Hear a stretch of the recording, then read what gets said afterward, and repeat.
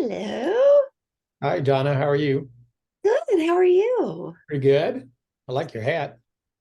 Thank you. This is More, no more. no more homeless cats. There you go. Cool. Hey, Natalie's here. Natalie here. Oh, cool. She's driving. See a Yes, picture. I'll be I home mean, in a minute.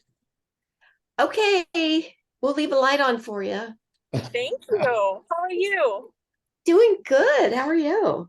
Awesome. How are you, Dr. Thomas? I'm good, Natalie. How are you? Why can't we see you? I'm driving. I'm almost home. Oh, okay. Well, be careful. I am. So, Dr. Thomas, Yes, I don't know if you saw that blood work or I not. did. Yeah. What is your opinion about his symptoms um and that diagnosis? Well, yeah, first of all, they just have the T4, and Yeah. which is mildly elevated 4.5. And I think he said that they were going to do some more thyroid testing to make sure that it is genuinely. The thing, Yeah. the thing about hyperthyroidism is that I mean, it's really, really, really common in cats, old cats and senior cats. I've never seen a hyperthyroidism in a cat that was under 10 years of age. So it's almost always a senior. So what I always like to see is I like to see that the symptoms go along with the diagnosis. I mean, we do rely on lab work so much to make diagnoses, and that can get us in trouble sometimes, and especially if we're talking about treating. So in the thyroid is a typical scenario, whether it's hyperthyroidism in cats or hypothyroidism in dogs, then we often get results that come back abnormal, and then the veterinarian should be saying, okay, does this do our clinical symptoms go along with what this lab work tells us? Okay, and that's vitally Warning in progress. and it's vitally important. So so you have to look at what the clinical symptoms. In other words, whenever I see a cat in the hospital on examination, I am convinced that that cat's got hyperthyroidism before they ever leave the office. It's just a matter of the blood work confirming my diagnosis, because they just fit a classical picture. They all have a history of eating, big appetites, losing weight, chronic diarrhea, rapid heart rates. I mean, even at the clinic, cats get excited when they go to the clinic and their heart rate's going to be elevated. But these cats, they're elevated to the point that way above 200. And so we know that those cats' hearts are going to town. So we want to see the clinical picture. The other thing too is palpating the thyroids. The thyroids are here in the neck, and all the vet has to do is just run their thumb and finger down the throat like that, and they'll feel enlarged thyroids, because those hyperthyroid cats always have enlarged thyroid glands. And so when you can palpate the thyroid glands, you can bet the farm that the cat's going to be hyperthyroid. So if you've got all those symptoms and you've got palpable thyroids, and then the test comes back, that it is, then you're going to have to do something for treating. And so that's when it gets into, you got to be really, really careful, especially with a lot of senior cats have kidney disease. And so think about this. You got a hyperthyroid cat that's the heart rate is really pounding fast, and it's pushing a lot of blood to the kidneys, and the kidneys are just bathing in this blood, and they love it. It's getting a lot of nutrition, a lot of oxygen and stuff. And so the kidneys like hyperthyroidism. It's good for them. And so what'll happen is they're bathing in this blood, and they're trucking along, and they're doing their job fine. Then all of a sudden the vet diagnoses that the cat's hyperthyroid and puts them on medication, an anti-thyroid medication, and all of a sudden brings that thyroid down in a hurry.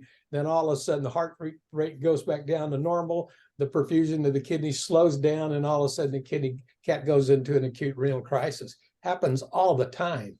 And so veterinarians, I can't tell you how many times I see that happen.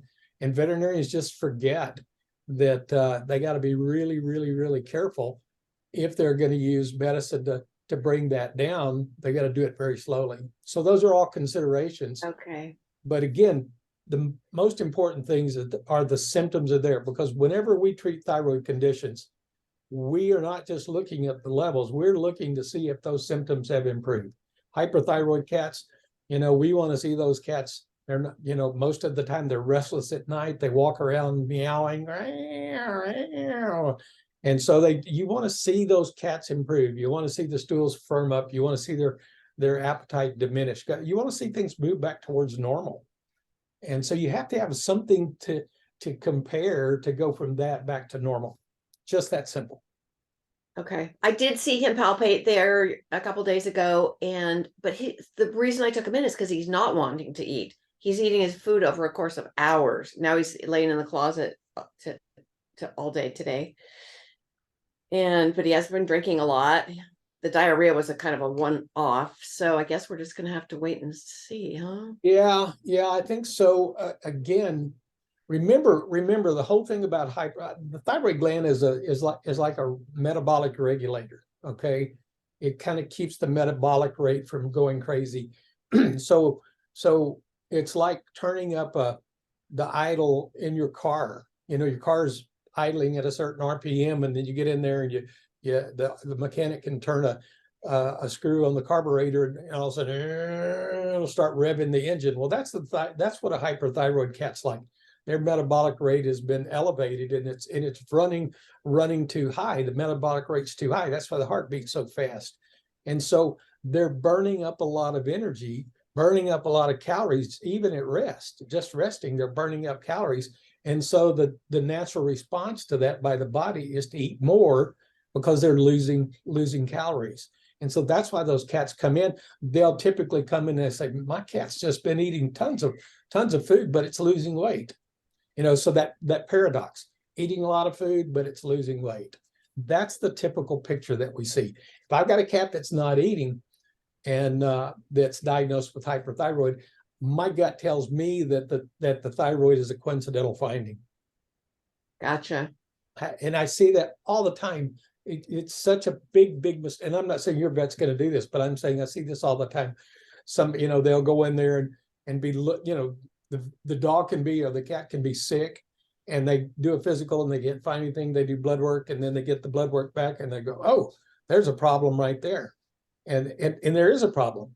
But I know I put this time and time again, because I scream it as loud as I can. When the vets make a diagnosis from the blood work, the first question that we should be asking the vet is, does this diagnosis correlate with the symptoms that we're seeing with the pet? That has got to be the case, because there's so many times, and I told you that I had a cat right down the road that was sick, wasn't eating, had lost weight, et cetera, and they took it to the cat clinic, cat specialty practice right down the road from where I am. Same thing. They did an exam, couldn't find anything, did blood work, thyroid level was high. They said, oh, your cat's got hyperthyroidism. They kept it in the hospital. They did radioisotope therapy on it for 3 days, kept it in the hospital whole 9 yards, sit at home, cat still wasn't eating. That wasn't the problem.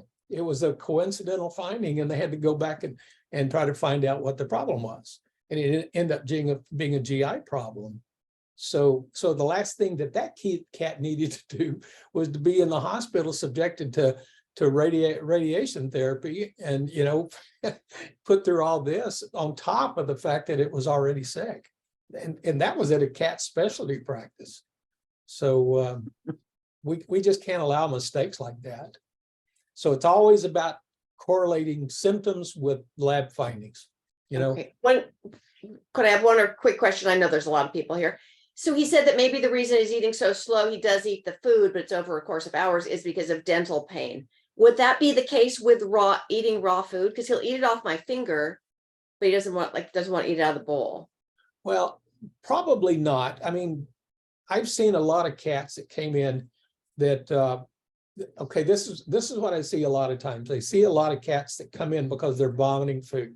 Okay, and they're usually older cats. And that's what they're presented for. People come in and say, my cat's been vomiting food. And so I check out the cat, and again, veterinarians, I'd say it, but most veterinarians just don't spend enough time doing good physicals. And, we're just too quick to jump into the blood work and stuff. But anyway, so one of the first things that I do with these cats, that they're seniors, is I look at the mouth. And a lot of times when you look at the mouth, if you've got a cat that's got a lot of bad teeth, gingivitis, and it's really hurting them, what they'll do is they're hungry. The dental problem doesn't discourage their appetite, doesn't suppress their appetite. They're still hungry. They just don't want to eat because it hurts. You see, so a lot of times they'll meow, meow, meow, like I'm hungry, and then put the food down, and they're like, eh. But then eventually they'll get to the point where they get so hungry, they'll get the food and they'll literally start swallowing it whole. They won't even chew it. They just start swallowing it whole. And then the food's not processed, chewed up. And so it comes back up. And so again, that's telling you that even in spite of the fact that the cat's got a lot of pain, they still find a way to eat. You see what I mean? So when I got a cat that you tell me that he's only wanting to eat off that doesn't sound like a cat that's got a big appetite. It sounds like a cat that's got a depressed appetite. And the sad thing about it is just the same thing that you're seeing here, is that there's nothing on the lab work that says, hey, this is the cause, And anytime that I am working with a patient and I can't find something on the physical examination, and I do blood work, and the blood work comes back inconclusive, and I promise you that thyroid is inconclusive. Even if it comes back hyperthyroid, that anytime that I don't have an answer, when I get the blood work back, I'm turning to the GI system. I'm looking at the GI system. Why? Because the GI system can have lots of problems and the blood work be normal. I mean, everything from cancer to, everything, infection and everything. You can have a horrible pancreatitis and the blood work's perfectly normal. So you just can't rely on blood work for GI problems. And so you got a kitty that's that's off on its appetite, had a little bit of diarrhea. Those are GI symptoms. And again, nothing on the blood work. If I were the vet, I would be focused on the GI system. What's going on there? What's upsetting the kitty's tummy? Now, is it nauseated? Is it what? How did the breath smell? Did the breath smell okay? Did he smell the breath? I don't know if he did or not, but it hasn't been horrible, but it's not as good as it can be. Breath tells us a lot about what's going on in the stomach, so keep an eye on that. Watch the stools real closely. Watch for indications of abdominal pain. Okay. Cats are notorious for having abdominal pain. So guys, if you've got a pet, a dog or a cat that's got abdominal pain, how's it going to tell you? What's it going to do? It tells you it's got abdominal pain. Anybody know? Is it they kind of cave in their stomach? Like they kind of cave in their stomach? Like, arch their back, what I mean? Sometimes, yeah. Sometimes, but that can also be associated with back pain too. And they pace or go into corners, and that's what mine do. Before I respond to you, are you Bree or Sabrina? I get you guys confused. Tonight I am either. Either. Okay. Okay. All right. Well, good. Okay. All right. This is really important. Abdominal pain, they can't get comfortable lying down. Okay. So they'll lie down on the ground. And what happens is when they lie down on the ground, then it's putting pressure on the abdomen. Okay. And that hurts them.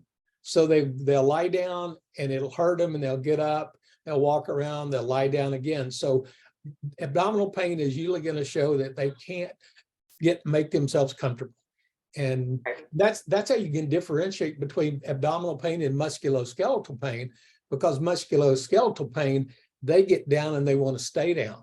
You see, it's just the opposite.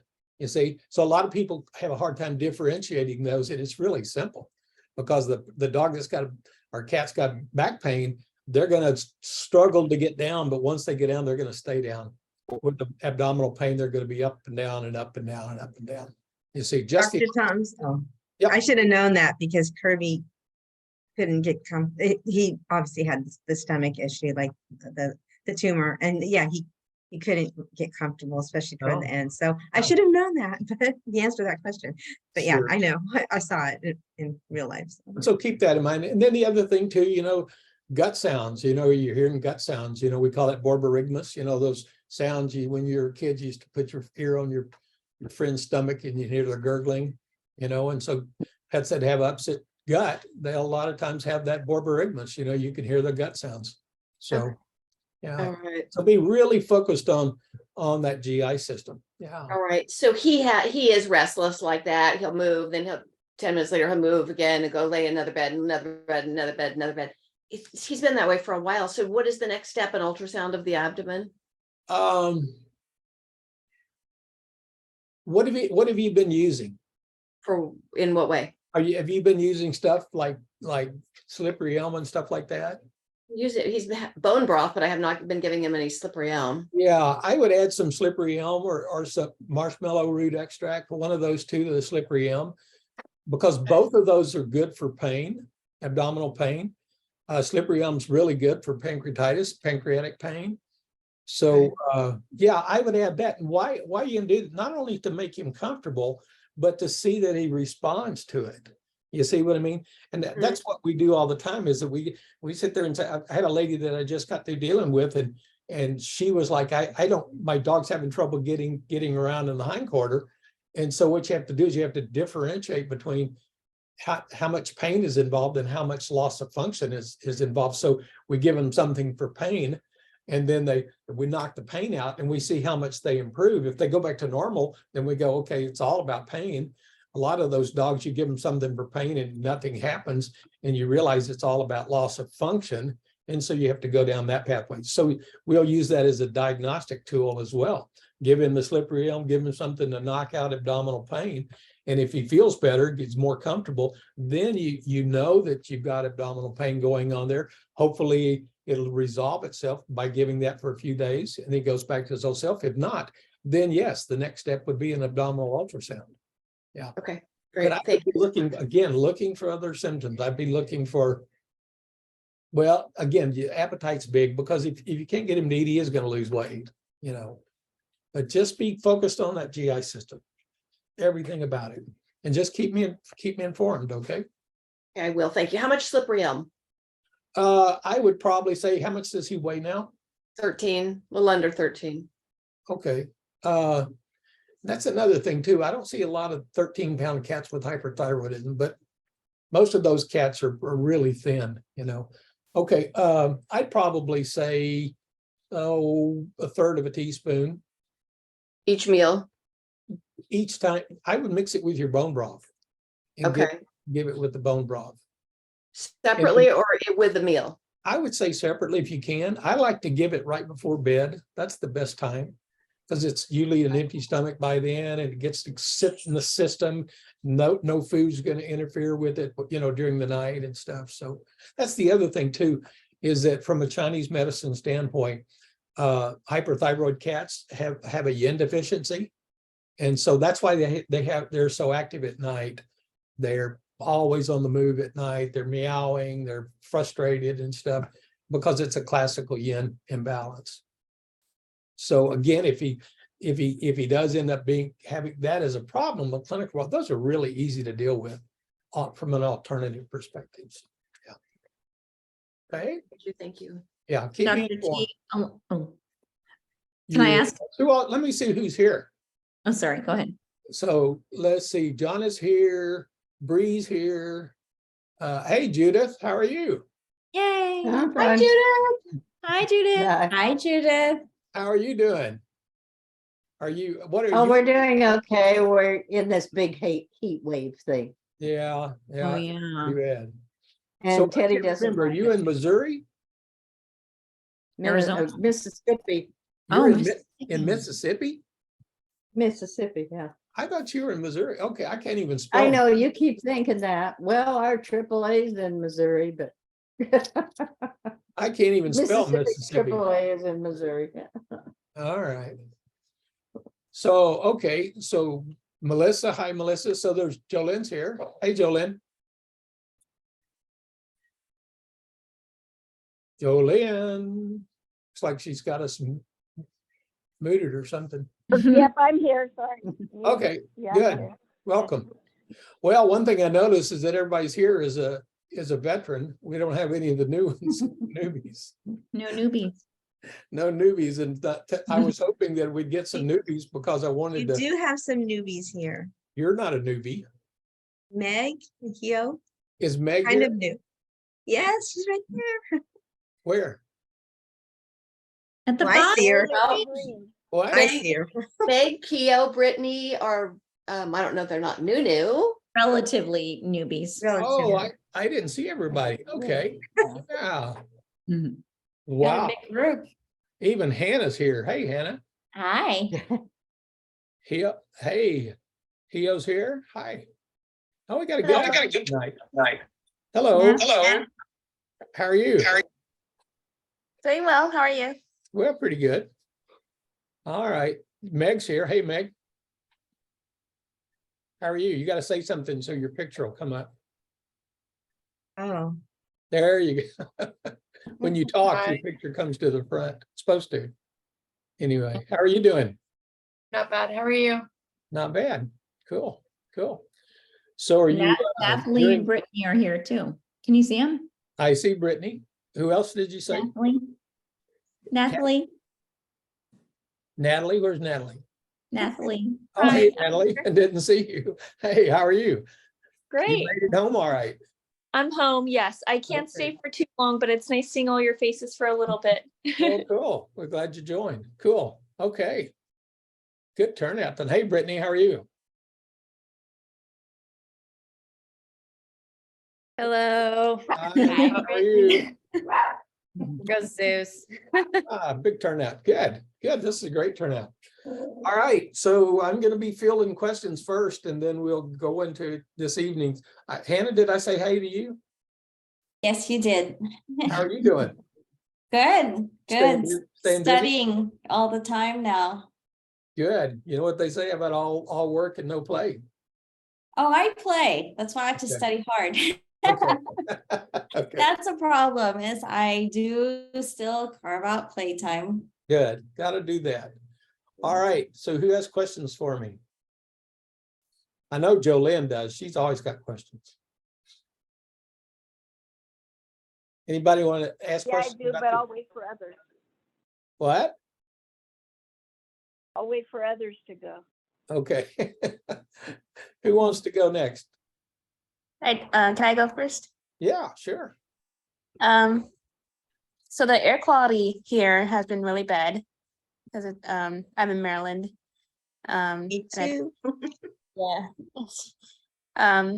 So other than not going out as often, is there anything I can do to kind of protect or kind of reduce any potential problems?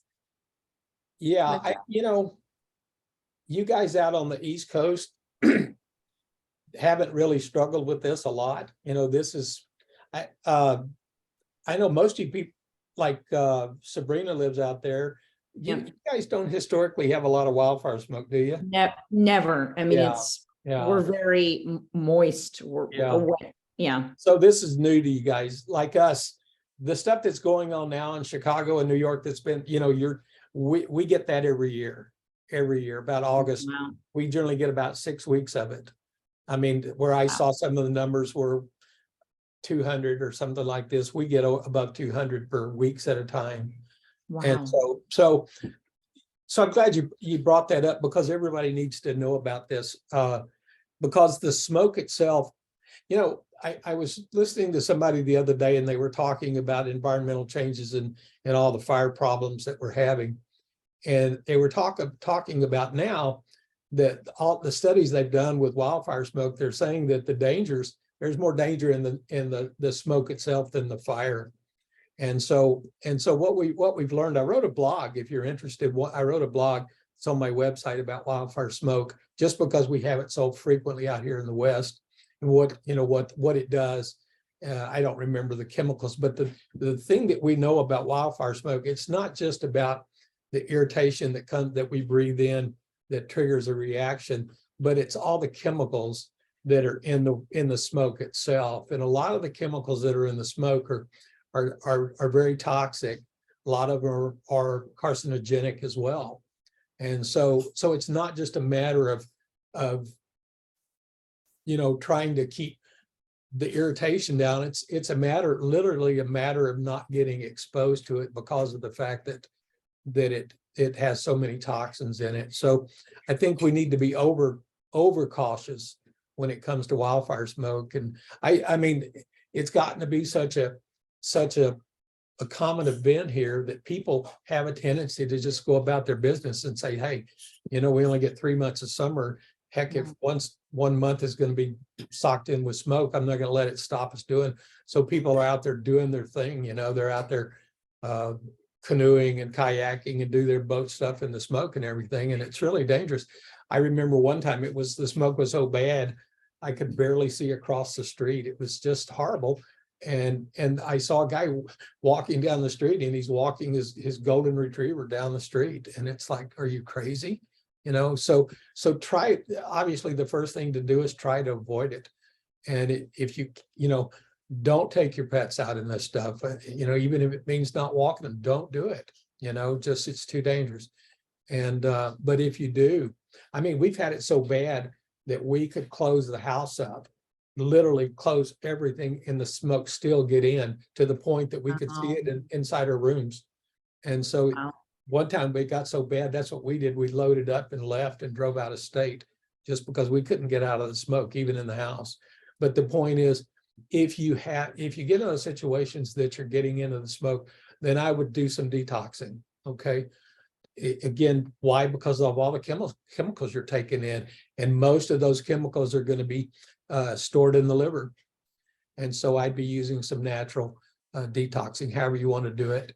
Milk thistle, dandelion. I like dandelion's good because it detoxes the kidneys as well. So I'd be doing detox during that time, if you're getting both for you and your pet.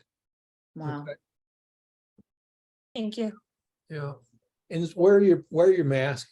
Everybody got used to wearing masks during COVID. So if you got to go outside in that smoke, wear your mask. Okay. Makes a lot of difference. That was a good question to ask Hill.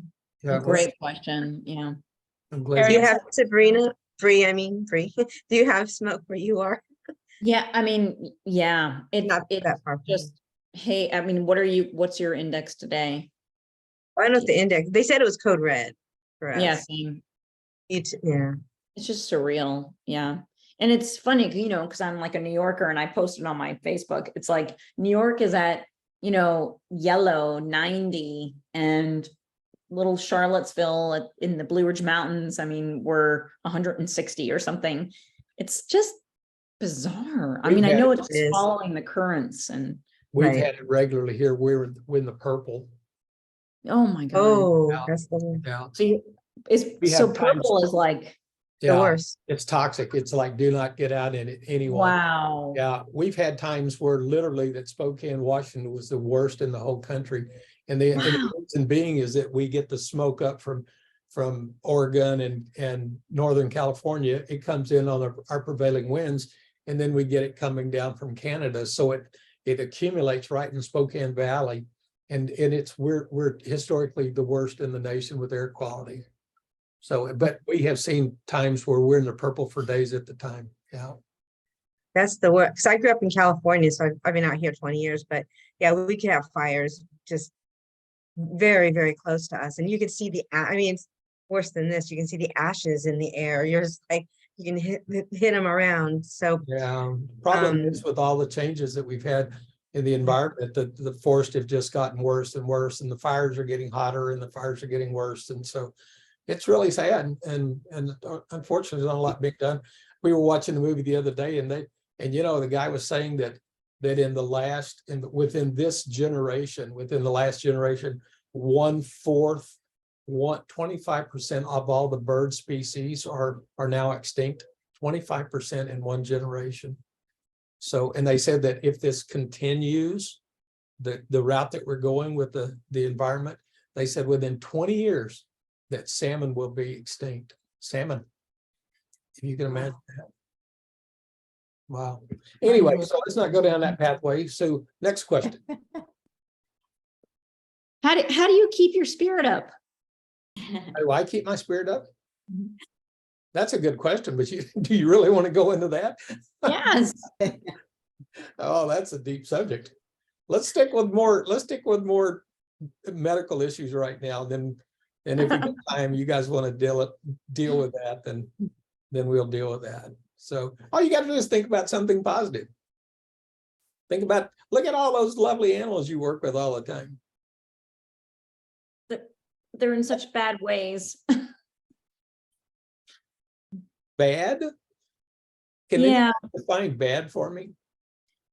They're struggling, and if I'm not there or someone else isn't there, then they don't stand a chance. And this is just a teeny tiny rural shelter, and there's like a million more all around that are overwhelmed. And Does anybody mind going into this topic?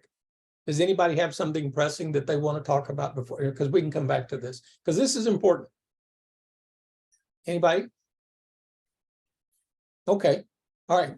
So you see all these shelters out here, and you see these dogs that are suffering, and They you don't- think- and you think this is bad.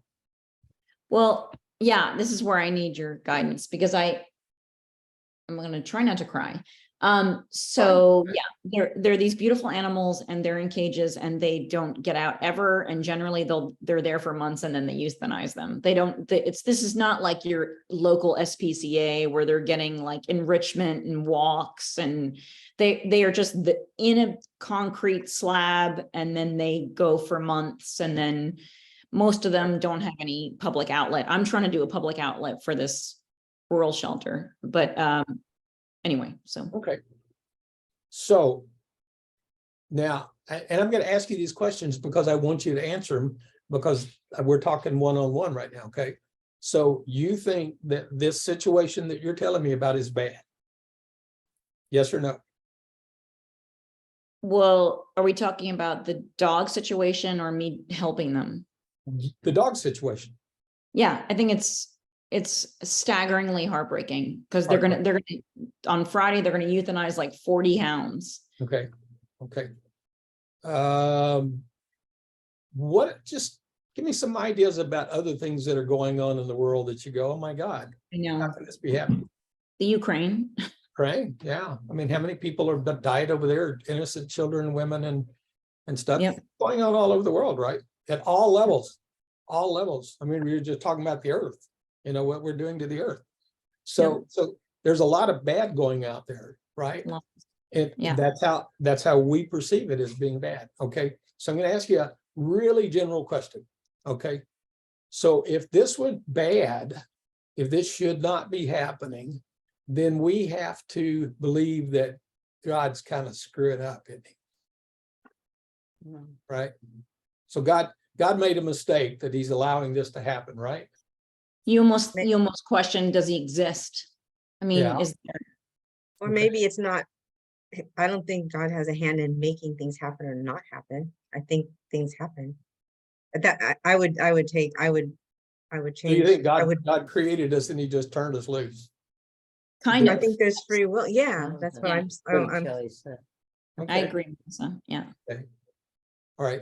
So I know we've talked a little bit about this, about the human experiencing being what we call a duality, a reality. You know what duality is? Okay. Mhm. It means that you can't have black without white, you can't have happy without sad. You see what I mean? It's two sides of a coin. You've got to have the negative with the positive. We have to have that in the human experience. That's why we have it. So we have to have Hitlers so that we can have Mother Teresa's. Okay. We have to have suffering so that we can have compassion. You see what I mean? So when we see, and believe me, that's a real common thing, that we see this stuff going on out there, and the children dying and et cetera, et cetera, et cetera, and the heartbreaking things. And we sit there and say, how can there be a loving God and allow this to happen? And then just like to say, well, God's turned us loose, given us free will, and we've been able to do that, and inflicted upon ourselves. And in truth, that's not exactly what's happening. In truth, everything that we see individually is a perceived reality and not a real reality. Okay, because in reality, think about this. When I look at you and you look at me, or I look at Lisa or something out, or just something in the room, okay, and we've talked about this before. I see you guys, you see me, and we appear to be separate, okay? And the reason we appear to be separate is strictly because of our senses, of our five senses, okay? So everything that we in our perceived reality is based on our five senses as a human, okay? And so we believe that there's this separation, individuality between me and you, and me and something else, me and my pet. But in actuality, that's not the truth. In actuality, there's only oneness, okay? So everything that you're seeing out there that you believe is separate is all of the same thing. It's all consciousness, it's all God, it's all universal source, it's all whatever you want to call it. There is no separation, okay? It just is the appearance of separation. And because consciousness created a perceived reality so that experiences could happen in a phase of duality, okay?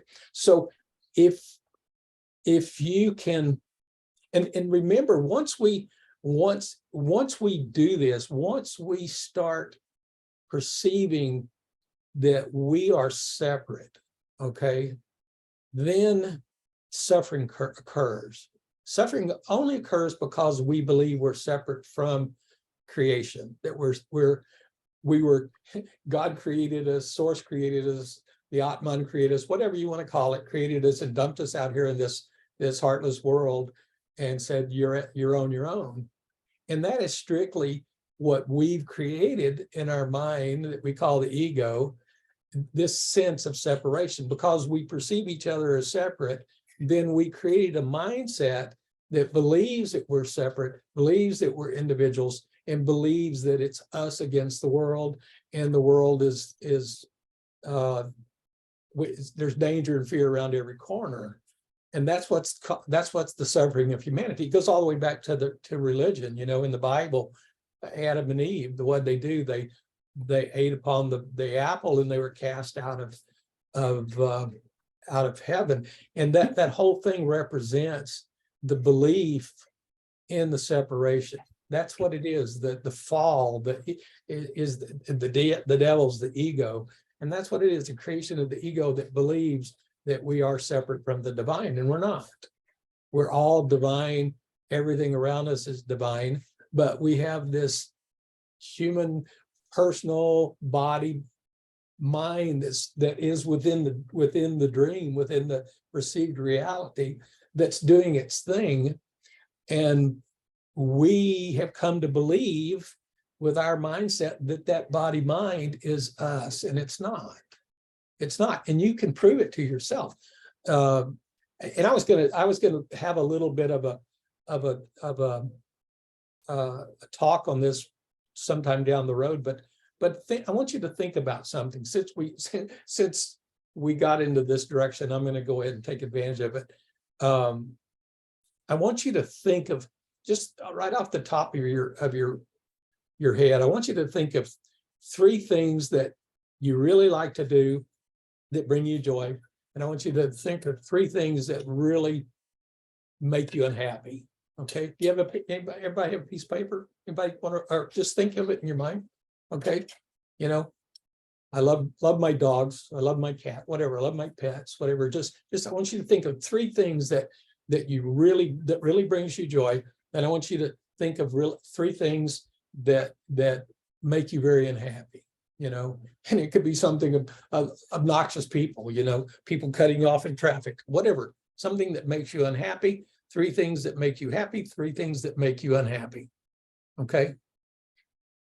Because I'm using this as an example to show you how your mind works. Okay.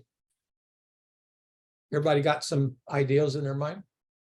Okay, so that's what we do. We have a list made up by our memory of the things that bring us happiness and the things that don't bring us happiness. Okay, so we have this mental list made from our memory. And so what we try to do is we try to create situations that we get more of the stuff that makes us happy than of the stuff that doesn't make us happy. You see what I mean? So we're focused on, I don't want to go do this because I don't like it, and this might happen. You see what I mean? So we're trying to get, like Alan Watts would say, we're trying to get more goodies, okay, than baddies. All right.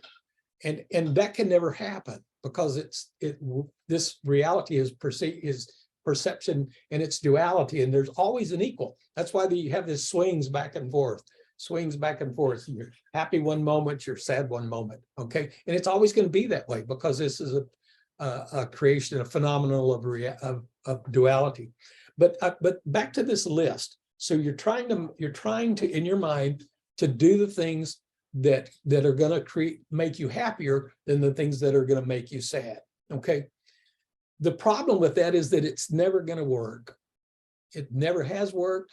Byron Katie, a lovely lady that I'm friends with, she'll say, how's that going? How's that working for you? How's that working for you? And if you look back at it, it doesn't work. It doesn't work. It doesn't matter, it make any difference how hard you try to make yourself happy, to put yourself in the situations that you're happy. There are always going to be unknown things that are going to pop up that are going to bring you back to the other side. The pendulum's going to swing the other way. That's the duality. So if we sit there and are honest with ourselves and say, we spend most of our time trying to, I like this or I dislike that, and we're working on that last word. I like dancing, I don't like sauerkraut, you know what I mean? We're so trying to manipulate that list around to stay happier than not being happy. But we're looking at it the wrong way. That's never going to work. It never has worked and it never will work. So what we have to do if we want to really find happiness and the truth, then we have to look at the other end of that sentence. I enjoy this. I don't enjoy this. We have to look at that word I. We have to sit there and say, I don't like this. And then the question is, who is this I that doesn't like stress? I am really stressed. Okay. The question is, who am I? Tell me who you are. Show yourself who this I is. Can anybody point the I out to me? Hannah, can you point the I out to me? Can anybody tell me who that I is? Source. Well, you're calling I. What I'm saying is that you're personalizing it. You're saying I am unhappy. Ego. Okay, ego. Ego. That's okay. What I'm trying to say is if I were to say who is this I? Who am I? If I'm asking myself, who am I that is depressed? Who am I that is suffering? Who am I that's grieving? I'm so focused on the grieving. I want to change the grieving to something that makes me feel good instead of looking at the I and saying, who is this I that's suffering? Who is this I that's grieving? That's what we need to be doing, is identifying that I. Who is that I? You can't find that I because it doesn't exist. It does not exist. It's like, you've heard me say this before, the sentence, it is raining. Where's the it? It doesn't exist. It's just part of our structure to say it's raining. What is raining? There is no it. There is no I that's being depressed. Depression is happening. But we personalize it. We think that it's I am depressed. We take that as the being part of me, and there is no me. Me doesn't exist. I does not exist. There's no personal doer. There is no, if you don't believe me, look for it. look for the personal doer. You will not find it. It does not exist. That's and when you start looking at it, because the ego mind is going to sit there, the intellectual mind's going to sit there and say, wait a minute, I got to be able to find it. I got to be able to find it. And then what all of the Buddhism, all of the Hinduism, all of this is based on the finding the truth and using the ego to dissolve itself. In other words, it frustrates itself so much because it can't find the I that it gives up and implodes on itself. And then what you're left with is the I-ness, which is consciousness, the I-ness. Okay, so I want you right now to feel your presence. I want you to feel this sense of feeling that is, I am here. I am right here, right now. I am presence. Can you sense that? Can you feel this? I am, I'm here. Okay. That's not the body. That's not your body. That is who you are, because this the sense of I am presence right now. I am that's going on in Sabrina. It's going on in Jonna, going on in Meg, going on Jolynn, going on with me. Every one of us that's sensing this I am are sensing the exact same thing. And it's all the same. That I-ness that is the big picture, this consciousness that you can sense, that is what we truly are. And everything that you've ever believed that you were, this body mind, is all going on within that consciousness, just like a dream. We've talked about this before. You had a dream last night, and it seemed extreme real. I remember I talked about this story all the time. One time I was fishing on a dock and I fell in the water. It was, and I could feel the cold water, and I was frustrated that I fell in. All those emotions, all those feelings, everything that was, and then I woke up. I wasn't soaking wet in the bed. So within the dream, it's really real, because we turn our focus, our attention on the character in the dream, and that's what we're supposed to be doing, because we want to have experiences. We want to have the joy of life experiencing itself. The problem is that we believe that character is us, and we feel separate from each other, and that it creates the ego scenario, the fearful thing. And instead of us loving one another, because we're all source, we're fearful of each other. And that's what creates all this polarization and the discord that's associated with this. And so the only way we can relieve ourselves from suffering is to find our true selves, the true self. And that's the only way to do that, is to drop the belief that this body mind is you, because it's not. Everything that you perceive, it can't be you. Otherwise it's like the eye looking at itself. It can't. So this feeling of I am, that's aware of everything that's going on, that's who you are. And it's all the same for all of us, because we're all that. Anybody? Yes, What if Well, an external go thing? ahead, Sabrina. I got two is- people talking, so do what? If you're witnessing suffering and you're not saying I am, I mean, you could say I'm heartbroken, but I would just say that is suffering. That I see deep suffering. I've tried. I remember you told Deborah that the same thing, like that is not reality. And that's what I keep trying to do every time I'm in the shelter. I'm like, this is not reality. That's just my perception. It's so I exist. What you're doing is you're using the intellect and what you've been told, and to sit there and say, this isn't real. So I shouldn't be feeling this way. You're going to feel that way. You're going to feel the compassion. You're going to feel that way, because that's what you can. That's what you that's what you created for yourself. You see what I mean? Go for it. Feel the passion, shed the tears. You know what I mean? Do your part as the human body experience, but be in the awareness that that's not you. Think of it as Sabrina being the body mind within the play. Imagine if you were in a play, you know, and That's, you're. I want to jump in because I would have a real world experience and I I want can to barely, honor I all can the- barely hear you, Jolene. Could you speak up? I don't know. That's my phone because I'm trying to cook my dinner. I'm going to try to switch to computer audio. Are you there? Okay. I'm here. We're here.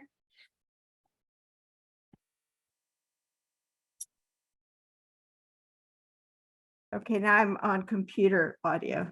Oh, there you I are. was trying to cook my dinner. That's better. First thing I want to do is I want to completely honor all that Sabrina shared and feels. And I Amen. want to encourage you to feel it. In the human experience, one of our gifts is emotion and the ability to experience it. And those emotions are meant to flow like a river. They are not meant to be dammed up, ignored, whether it's anger, sadness, and anything in between. It's meant to be expressed and it needs to run freely like a river in a safe place, granted. I'm gonna turn down my meat. And what she's saying is exactly what I was just saying to you, Sabrina, Yeah, was have And- the human experience, live it to the fullest. so Feel all live the it. So I want to honor it and live it. emotions. When I was going through an emotional divorce, I had a gift experience granted to me. It was so deep and I'm quite mystical, and I was just really open to this experience. Because I've always loved the analogy that life is like a play that Dr. Thomas was starting to get into. And I always wondered, why do I love that so much? So I just kind of put it aside and knew I loved that analogy. Then when I was in the depths of this, when I was so sad and crying, I was in the audience. There you go. And I saw my human self on stage pour me just the drama of the crying and my friends supported me. And I let my emotions do what they needed to do. But what it is I witnessed myself.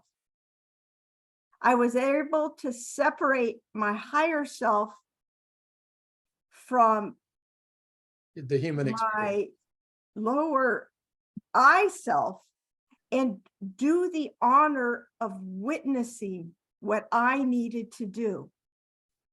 And I had such compassion to witness my sadness. And then when those emotions were over, the characters walked off the play and they were done for that day. That's So honor yourself, witness yourself. And if I, at that particular moment, I was ready to experience this. So you can't force it. Maybe you can breathe into it.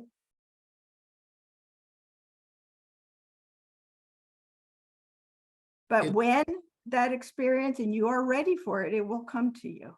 Yeah. Yeah. And it does. And it usually does, you've heard that dark night of the soul. It usually happens when you're at your all-time When lowest. that heart is wide, Yeah, cracked yeah. open. We just learned these That's things. right. That's right. That's when they Yeah. say that when you hit rock bottom, that's when they call it the hand of God reaches down and lifts you up by grace. That's what happened with Jolene. That's what she's talking about. She was separate from the personal body mind so that she could witness herself as the body mind. A lot of people haven't reached that point yet, but it's there. It's always there. Okay. It's just we are so focused on playing our part in the play that we've forgotten that we're sitting in the audience watching this too. But Can I just say, because I'm totally on the same page as Sabrina, I get it 100%. What she's doing, I could not do. I mean, I'll start bawling right now if I just start thinking about it, because she's putting herself in this position. And I know I'm actually moving us not moving us away, but I'm, by saying this, it looks like I'm missing the point, but she is, I mean, the bottom line is like, we are who we are, we do have egos, we are human, we struggle, maybe we struggle every day with trying to do this type of a separation out. But then you're in the trenches like Sabrina is, and you're seeing this.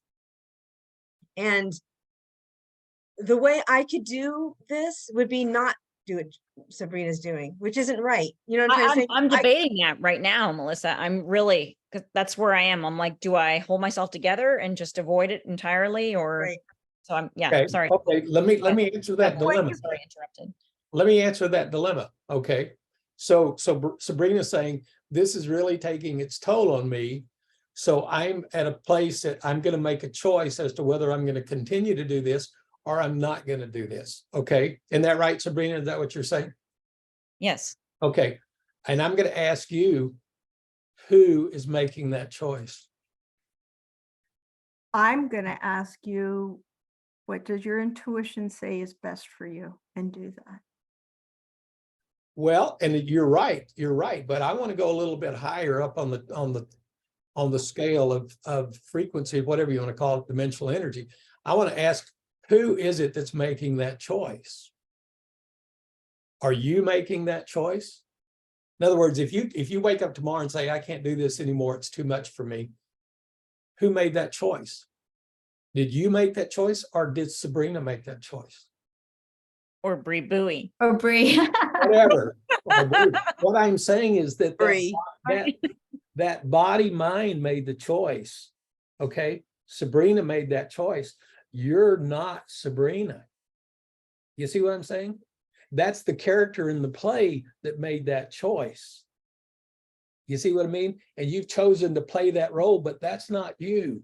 And the thing about, and it was lovely what Jolene said, the ability to see her witness the play. And that's a very special thing, and that happens to a lot of people. But the thing is, when you get to the point where you're staying in that seat of the witness, instead of just going there and then coming back into the play, when you stay in the seat of the witness, it's not only are you witnessing the play, but you become one with consciousness in the reality with all of its characteristics, which means unconditional love.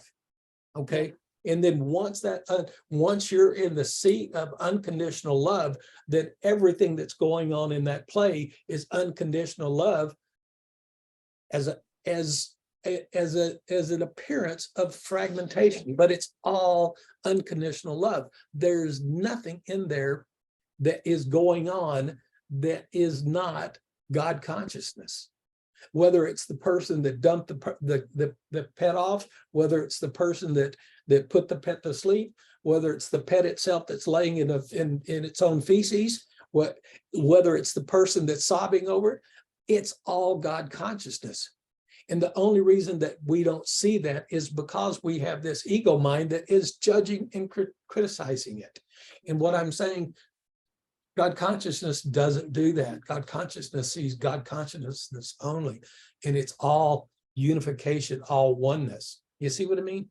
That's the beauty of being able to be able to experience the Sabrina body mind, but also have the awareness that's not really who I am.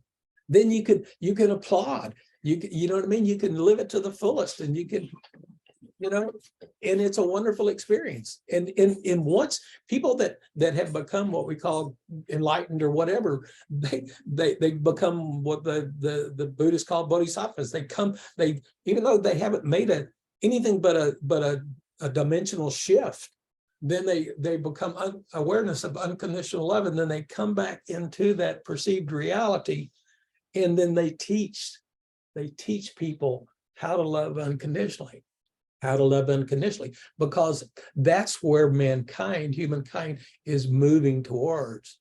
We're moving towards that awareness of unconditional love and oneness and unification. We're moving towards that very quickly. And Can I say something? Yeah. Hi. I think it's great and all, and I feel like sometimes I'm on I'm on my soapbox too, trying to get people into this understanding of the oneness, but it really comes back to like the dark night of the soul and going through your own spiritual rite of passage into that, you know, that each person goes through. And it's just such a deep period of transformation of the ego and self-concept. So it just comes through core beliefs and being deeply challenged, like Sabrina's going through. And your foundation is quite literally shaken to its core, but out of that, you just restructure and you come into your higher level consciousness, but you have to go through a major ego death. And it's the instrument of the higher self that, please, Ruth, please, please, please.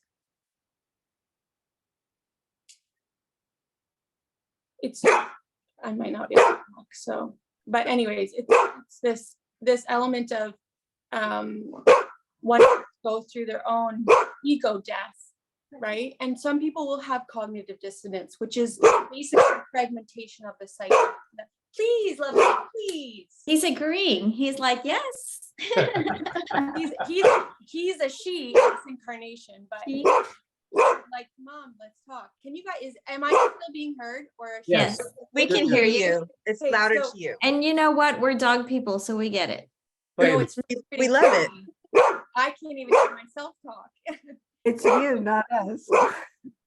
So basically what I'm trying to say is that we will go through cognitive dissonance. I go through my own. So as I go through my spiritual development, I find that it's like new level, new devil. So I'll go through some very dark night, not to be confused with night as in one. You go through multiple dark nights of the soul.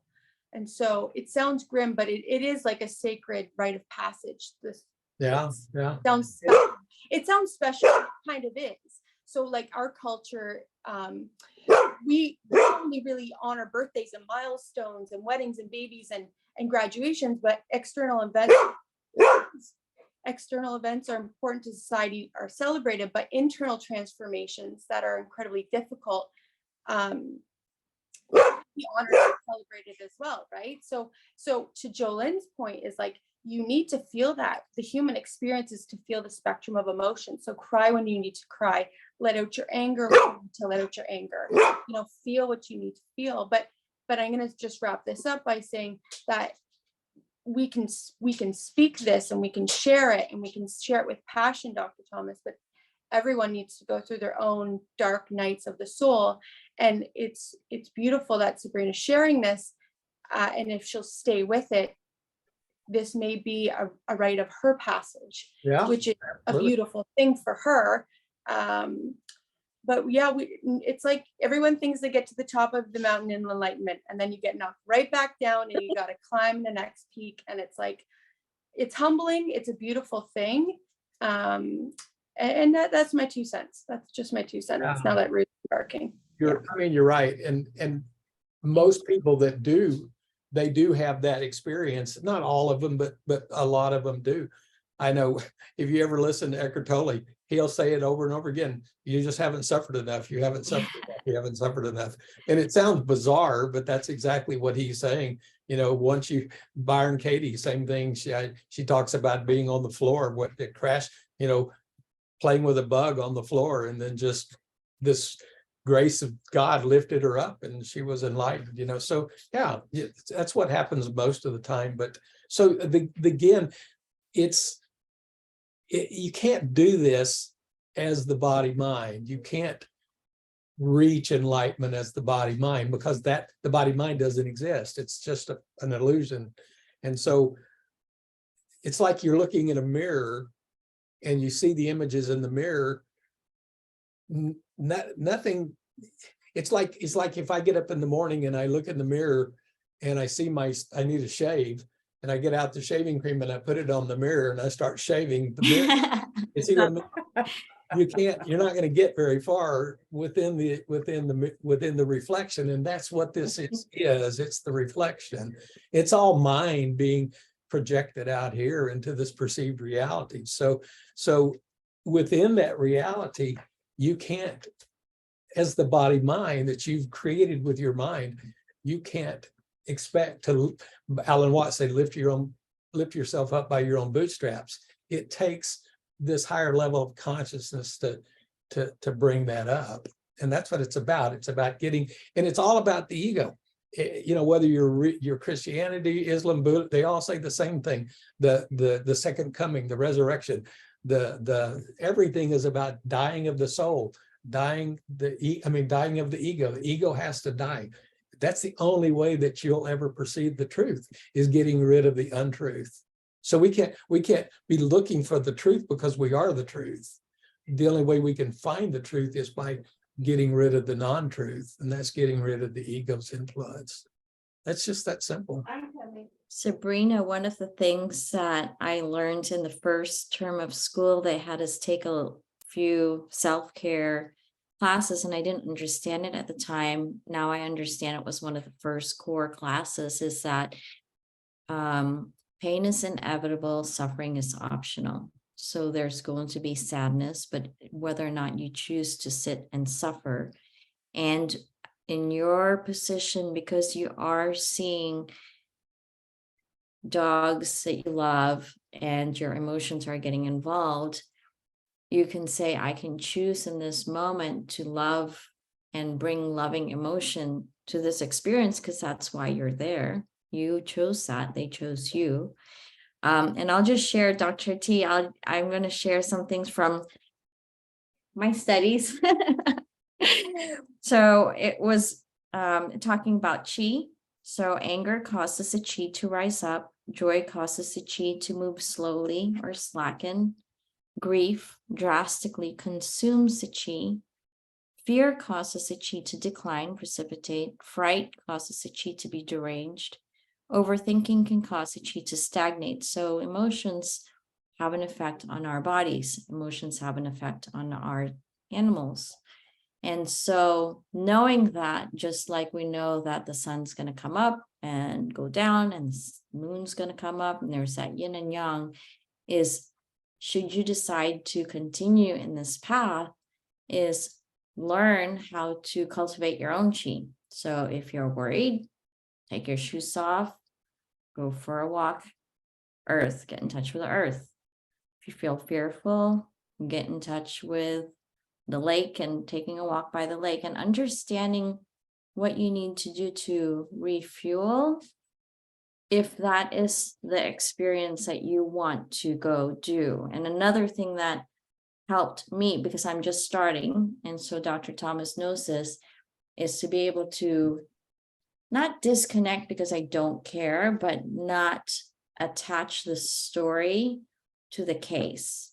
Yeah. So someone came in and a dog came in and presented with whatever. And it's somehow that really subtle shift in language allows you to say, that dog is not that experience. I am here in this experience to play a role. I don't know what the outcome is going to be, but this is what my training is going to be. I'm going to offer love. I'm going to offer care. But you are not the sadness, and that dog is not the sad story that you've attached to that dog, if that makes sense. It does. Nor are you the sad story that you've attached to the dog. Because when you like, and we're all saying the same thing, Sabrina, is feel those emotions. Don't push them down. Let them flow, just like Jolene said, beautiful. Let them flow like the water flows. But the reason that you do that and you face them and you experience them and you look at them like you're looking, aware of them, then what that's going to do is that's going to, one, create a space between you and those emotions. Okay. In other words, the energy of those emotions is not pulling your consciousness into that energy. You're creating a space there. And then what happens in time, then we call that transcendence. Transcendence meaning that your loving self will transcend those fear, because the light is always outshines the dark. So these emotions that are hurtful, that's all they are hurtful emotions. If you'll transcend them with your light, with your energy, with your love, and then they'll dissipate. They'll just dissipate. Doesn't mean that you don't care, But you find that's finding love in every situation, because that's what it is. When you realize it's all being, consciousness, God, whatever, then you know that all there is love. And the only reason we can't see the love in the moment is that we've allowed the ego to take us out of that awareness. It is 100% that, because when we're in the present moment completely, and we're not in the mind, then we're open for that love to present itself, because it's there, it's always there. The problem is we get in the mind, we start thinking, oh, these dogs are suffering, oh, this shouldn't be happening. And it's taken us out of that moment. And it's only in that moment where the love is. You see what I mean? And that's what we just have to be aware of that. And practice, just like Hannah's saying, she's got that little bit of deal that's saying, hey, this is a story, you know? It is. It's a story that causes us to suffer. And that's one of the cool things about our pets. You know, we say, oh, our pets suffer, our pets suffer. Our pets don't suffer. Sure, they have pain, they have nausea, they have discomfort, they have weakness, they have all these clinical symptoms, but they don't suffer because they don't attach a story. They don't attach a story to it. You see what I mean? And that's what causes the suffering. Suffering is always of the mind. Okay. I just want to offer one more thing, Sabrina. So if you think, I'm sure you've witnessed a friend in deep pain and they're crying and sad, and all you do is listen. All you do is listen to them, and you're witnessing and allowing those emotions to flow. And it's one of the most loving things we can do is just be a witness for someone. So all my story was I was a witness to myself. I was loving myself. So I just invite you to see if you can just love yourself in that way and witness the part of you that's crying and sad. And do what you can do. It's a beautiful act of love. Yeah, absolutely. Why is because it's unconditional. And that's what we are. It's unconditional, you know. It's total acceptance. And that's the whole thing about going back, being thrown out of heaven. It's this belief that we've sinned and we're no longer completely loved. We're no longer lovable. You know what I mean? Because we have these flaws, and those are all imaginary. Those are all imaginary. Everyone, I mean, I'm sure you people have heard of people that had near-death experiences and stuff, and they all tell you the same thing, that they all witness the fact that they're completely loved. They're absolutely loved, and they feel it and they realize it. And that's why they don't want to go back. They're like, oh my God, you know, I'm totally accepted. I'm totally loved. And that's the problem that we have as human beings, is that we see ourselves, we feel ourselves very deeply as being flawed, and we don't accept ourselves, and we don't love ourselves. And that's where, when I was telling you, we're moving towards this higher level of consciousness. That's what we're moving towards. We're moving towards a sense of self-love, and it'll be a wonderful thing. Hey, Hannah, are you still there? I am. I heard a really cool story. I was listening to a guy the other day on a podcast, and he's an MD, and he's really a good guy. He's really holistic and really into nutrition and everything, energy and everything. And he was talking about this experience that this woman was telling him about her mother, who they were talking about abortion. Is it right? Is it wrong? Et cetera, et cetera. They were debating, they were talking about that. And her mother, and this woman was in her 30s, or anyway, so her mother was probably in her 60s, but anyway, her mother had an abortion, and she had carried this guilt around for all these years. So she had this sadness about the abortion, and then the guilt that had played a role in that sadness. So you had this emotion of sadness, genuine sadness of the abortion, and this guilt connected to this. And from a Chinese medicine perspective, it was in the lungs, because that's where grief comes from. And so you have this guilt, stagnation in the lungs. And so she said, over time, she started learning these breathing techniques and stuff like this. And one day she said she started coughing, and she imagine coughing this fetus out. Oh, wow. Yeah. And that's what she had done, is she had released that energy in her lungs that she'd been carrying around for all those years. Wow. That's pretty cool. Pretty cool. That's cool. Wow. So, yeah. But, so how are you doing, Sabrina?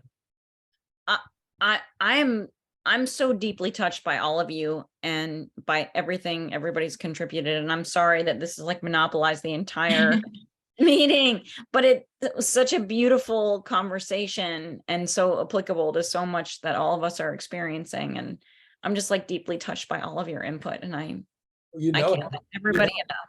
You know how much everybody loves you. I mean, everybody here loves you unconditionally. Yeah. 100%. And do I get any nays? Anybody out there that Yes, yes. We love both of her. yeah, you get a double barrel love from both personalities. Yeah. Thank you. I cannot thank you guys enough. I Sure. really can't. I'm like, I'm not gonna cry and I'm not gonna extend but I can't thank you all enough because Hi. you've all been amazing. And if I didn't have this tribe, I don't even know where I'd be. To You be right honest. there, that dog right there, that dog's giving you. Yeah. Yeah. That's Big Bex. All right. So anybody else that's a hard act to follow. Sorry.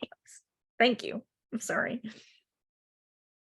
Well, while we're in this loving, I- can I? You're ready to go back to dogs. I'm Hang on a second, Jolene, before we jump into that, and I'll come right back to you, okay? While we're in, everybody's feeling really good and feeling this loving feelings that we're having for Sabrina.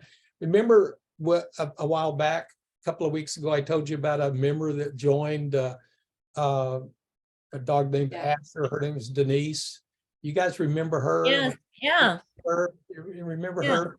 She had a picture of her with her dog and she was lying there.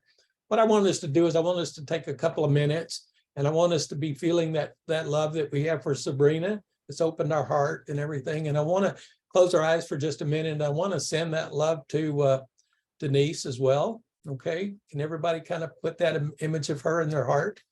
And let's send that to her, just like we did to Sabrina. You just take a couple of minutes and just imagine her being in our heart space and loving her completely and healing her with our loving energy.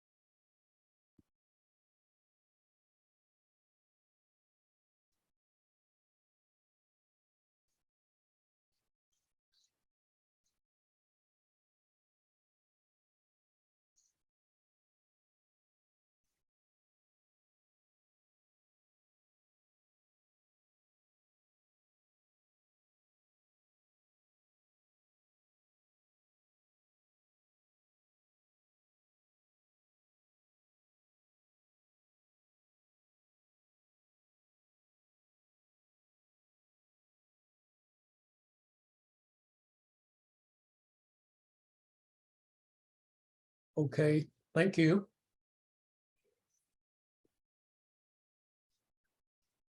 Okay, Jolene. If you're ready, fire away. So I would like to talk about Joelle. Okay, My mixed pity that I got in late December. And she had a UTI.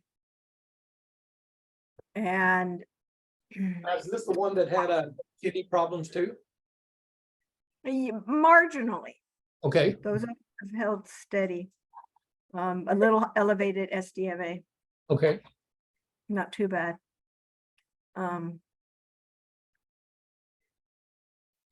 So I even lost count, tried 6 different antibiotics. I mean, these were done through cultures and the infection kept coming back after 2 weeks on antibiotics. The internist said, let's do 6 weeks.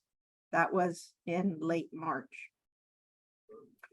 6 weeks on antibiotics, boom, the infection was cleared. She goes, let's keep her on antibiotics for a few more weeks. And then she transitioned to an antibiotic compound. She goes, but retest. We retested in late May. The infection is back. Is it the same organism? It's still E. coli. Okay. So antibiotics again. The infection is still there, and the doctor put her on amoxicillin, and this was my neighborhood doctor.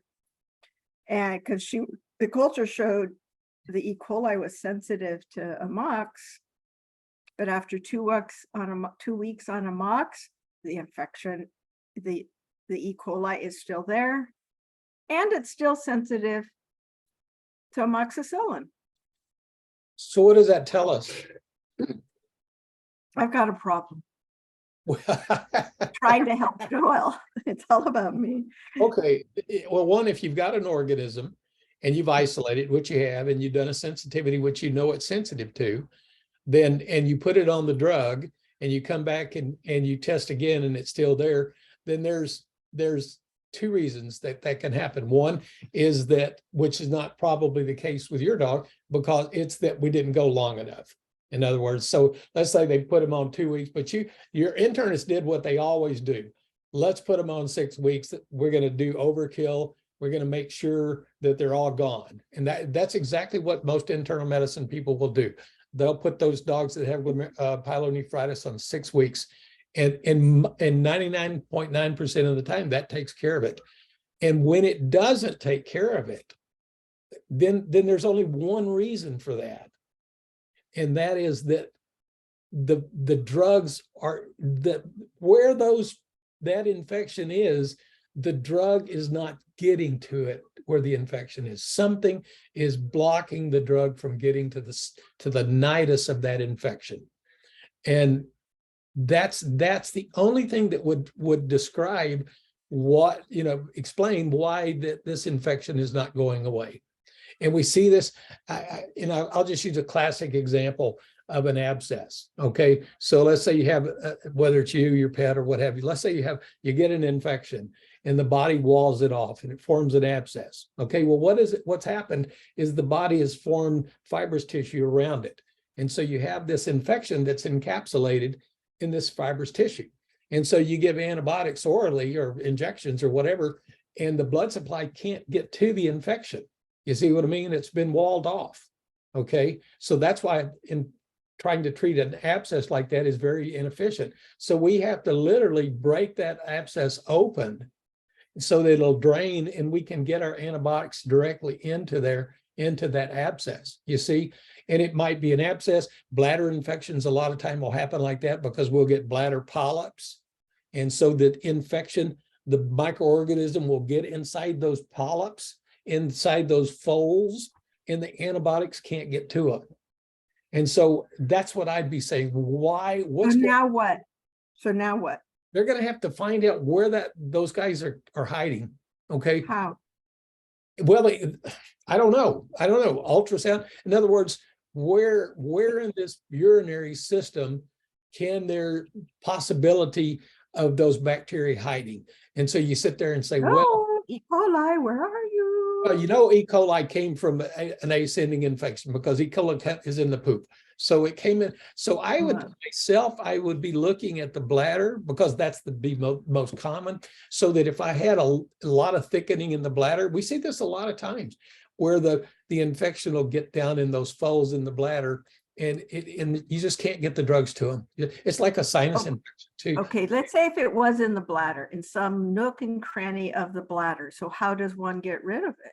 Well, and again, we're not reinventing the wheel. I'm just saying that when we run into these difficult cases, then we have to do things besides going via the bloodstream because the bloodstream is not getting there in sufficient amounts. So let's say that we have a patient and they keep urinating out E. coli and we keep them on antibiotics. So let's say we do an ultrasound and we see that there's really a lot of thickening and stuff like this in the bladder. And so then what we start doing there is we say, okay, why don't we put a catheter in there and then start treating it again, just like an abscess. We're going to put a catheter in this dog and we're going to inject those antibiotics directly into the bladder.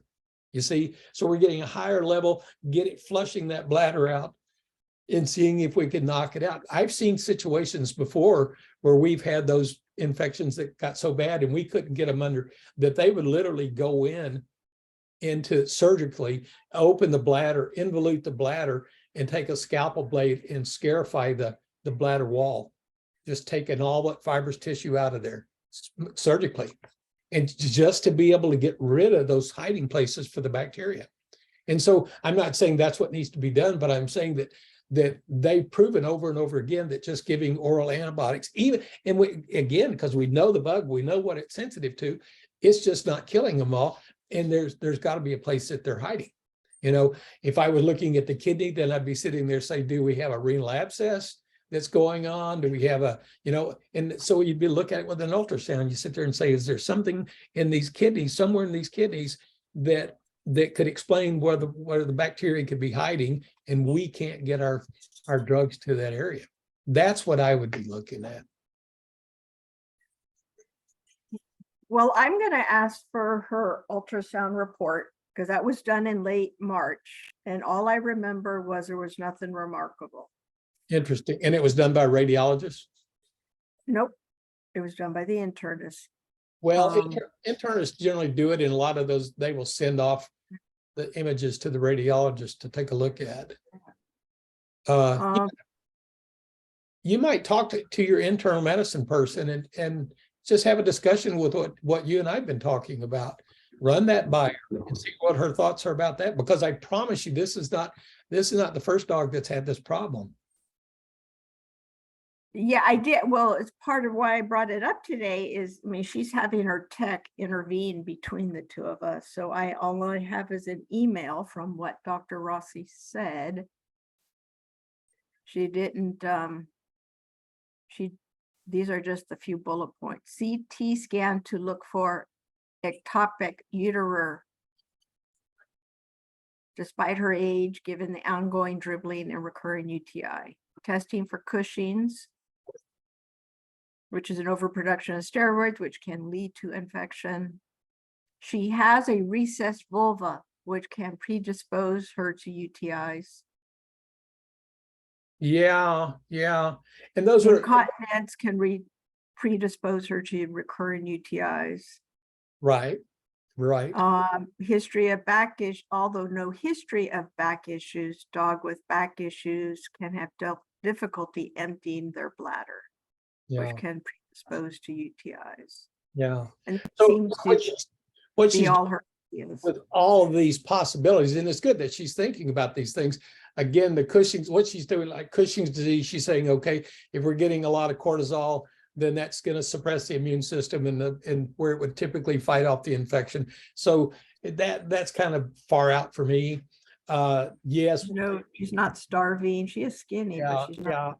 So I don't think that's an issue, but she's just going down this algorithm of possibilities that she's been trained to do. But the recessed vulva, I mean, we see that all the time in dogs, but you generally don't get this scenario where you have the same organism. Generally, those dogs will get an infection and they'll show typical signs of a lower urinary tract infection, squatting, peeing, dysuria, and strange uria, the whole 9 yards. You know what it's like to have a bladder infection. It's painful.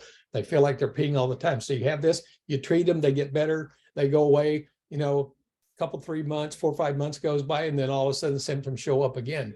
So you get this period of normalcy, and then all of a sudden it all starts over because you got this recessed vulva down there and the infection starts again, and suddenly it migrates up into the bladder. And it's a recurring thing, but you generally got these big gaps of normal patterns in between. And that's the same thing, again, what she's saying, dogs with urinary incontinence, they have a tendency to pool urine down in the vulva, in the vestibule and area. And so that's a potential for infection. And so those are all ways of explaining why this is recurring instead of why it's persistent. You see the distinguishment, what I would be distinguishing between is intermittency versus persistence. You see what I mean? That's the key right there. what could explain that why this hasn't gone away? In other words, if I'm testing this every time and there's the same infection going on, then why is this persistent? Why don't we get some negatives here and everything's fine, everybody's happy, and then all of a sudden 6 months it starts again? You see, big difference between persistent and intermittent. Yeah, it was only gone for 1 month after 6 weeks on one of the antibiotics, Yeah. and it came back. Dr. Thomas, would you, so I'm just gonna share a personal experience because of the whole menopause thing and UTI I experienced for the first time in many years. And I find out that I have a yin deficiency, and I was trying all the things, going to the clinic, and one day I just tried a different probiotic. And from the time that I took it, I got in my car and I was just at the grocery store, a different grocery store that I never go to. I'm like, okay, let me try this probiotic. I took it, got on the freeway. By the time before I was pedaling off, or not pedaling, but putting my foot on the accelerator, instant relief. It was that probiotic that helped. And I was just looking it up right now, and it's got only two. It's got a Lactobacillus rhamnosus, which is safe for dogs, but it's got a different one, which I haven't researched. And it's a brand by Jarrow. Would it be something where, what is the safety of, I know we use human supplements, but if you've tried everything and then you turn to a human solution for bladder infections, would you ever go that way? Okay, let me answer that question by asking you a question. Okay, so you said here you were having symptoms of UTI, discomfort, pain, et cetera, et cetera. Okay, and then you take this probiotic and then immediately you get relief. Yeah. Okay, so the discomfort was the reaction of the bladder to the infection. Okay, Yeah. all right. So the inflammatory process, and so that's what's making it. So if you got immediate relief, then how do you think that probiotic gave you immediate relief? It wasn't by killing the bacteria. No. Okay, it wasn't by relieving inflammation, because it doesn't have those capabilities. So how do you think a probiotic, knowing how they work, how do you think that gave you immediate relief? The mind. There you go. There you go. I cherish this little bottle. I always make sure I have it somewhere. There you I go. think, I don't know what yours is. I have the same experience. I'm like, That's I right. love the probiotic for my symptoms. There you go. That's the I mean, think about it, Hannah. That's the only thing that could explain that, is your belief that that was going to resolve the problem. Nothing else could. I mean, as a probiotic. Yeah, no, I know. I know. Sometimes I ask myself when I do dog nutrition, sometimes I almost want to say to someone, what is it that you believe about this food? Because I almost feel like what they believe about the food is what's going to, it's not the food, because ultimately food is food. And I don't believe that food is inherently bad. There are some things that are bad, but ultimately it's a belief that someone has about it. If we're all energetic beings, and we know that energy has that much power, what do you ultimately believe in? And that's, yeah. And the pharmaceutical industry makes billions and billions of dollars off of that. Yeah. But Read articles about placebo effect. yeah. And how many people, I mean, how many doctors out there, orthopedic surgeons and neurosurgeons and stuff, say they rely on placebo. They Right. absolutely rely on it. You talked about a podcast. There was a podcast I was listening to today between two acupuncturists, and they were debating healing, about what is my role in this healing, because ultimately the body heals itself. And we're just facilitating that healing. So we are facilitating, somehow opening a pathway, but it's not me, it's not the probiotic, it's not the food. Somehow in that soup, the healing, the body has the ability to heal itself. We just have to kind of get out of the way. If there is a desire. If there's a desire. Yeah. Yeah. And that's a big component because we think of our pets as a pet and we're a human and we're gonna have, even as a doctor, and we even put ourselves up that much higher. You know, I have the ability to save your pet and stuff. You know, that's the ego 100%. But the point is, our job, whether you're the clinician, the practitioner, the doc, whatever, the pet caretaker, your job is just to participate in the experience to the fullest and from a loving perspective. Then it's up to the pet whether this coincides with their divine plan or not. You know, I use the metaphor all the time as going fishing. You know, treating a patient's like going fishing. You're using the best equipment to go to the best place. You're doing everything you can. You throw out the bait. Ultimately, it's the fish are going to have to choose to bite. You know, you can do everything right. And if the fish doesn't want to bite, it ain't going to happen. And that's the same thing that we do with our pets. They don't want to heal. It's not going to happen. Yeah, But that's most of the time, most of the time, the experience, and that's one of the things that I would ask you to do as a practitioner, is we have a tendency to be, especially when you're dealing with people and their pets. You got the pet caretaker and you have the pet, and you're over here as the practitioner, and you're working with the pet, and maybe you're, you know, feeling their contribution. And so even, let's say you're even working with those two of that experience, because it's all about experience. You see, that's the whole reason behind all of this is the experience. So you're participating in this experience between these two, but don't ever forget that it's about you as well as the practitioner. Okay. And we forget that.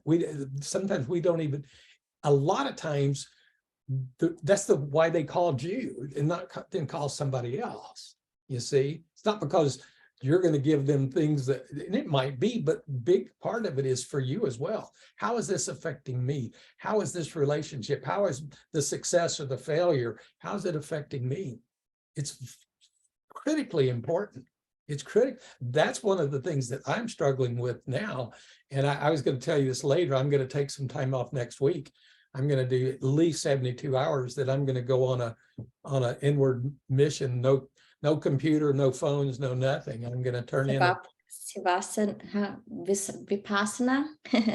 whatever. Yeah. And because what I'm finding is that it's so easy for the ego to slip back in there and say, hey, I'm responsible for this. And look at what I've done, my successes and my failures and stuff. And it's again, the I, and I'm finding myself getting so attached to that, my responsibility, you know, instead of saying, there's not even a me here. I'm just participating as this character in the play. And so I'm really struggling with that, releasing that ego responsibility. So I've got to do something about that. And the way for me to do it is to take a break, step back, find myself, and then move back in there. So anyway. Makes sense. Belief is critical.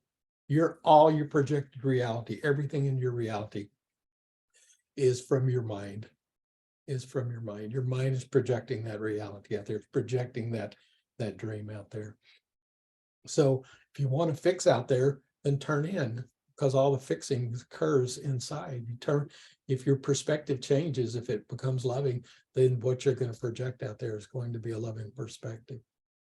Okay. Anybody else? How about you, Meg? I don't have a solution or a next step for Joelle. Oh, I'm yeah. gonna get internist report from late March. You might have a question or notice something, but I'm thinking get a radiologist to do an ultrasound.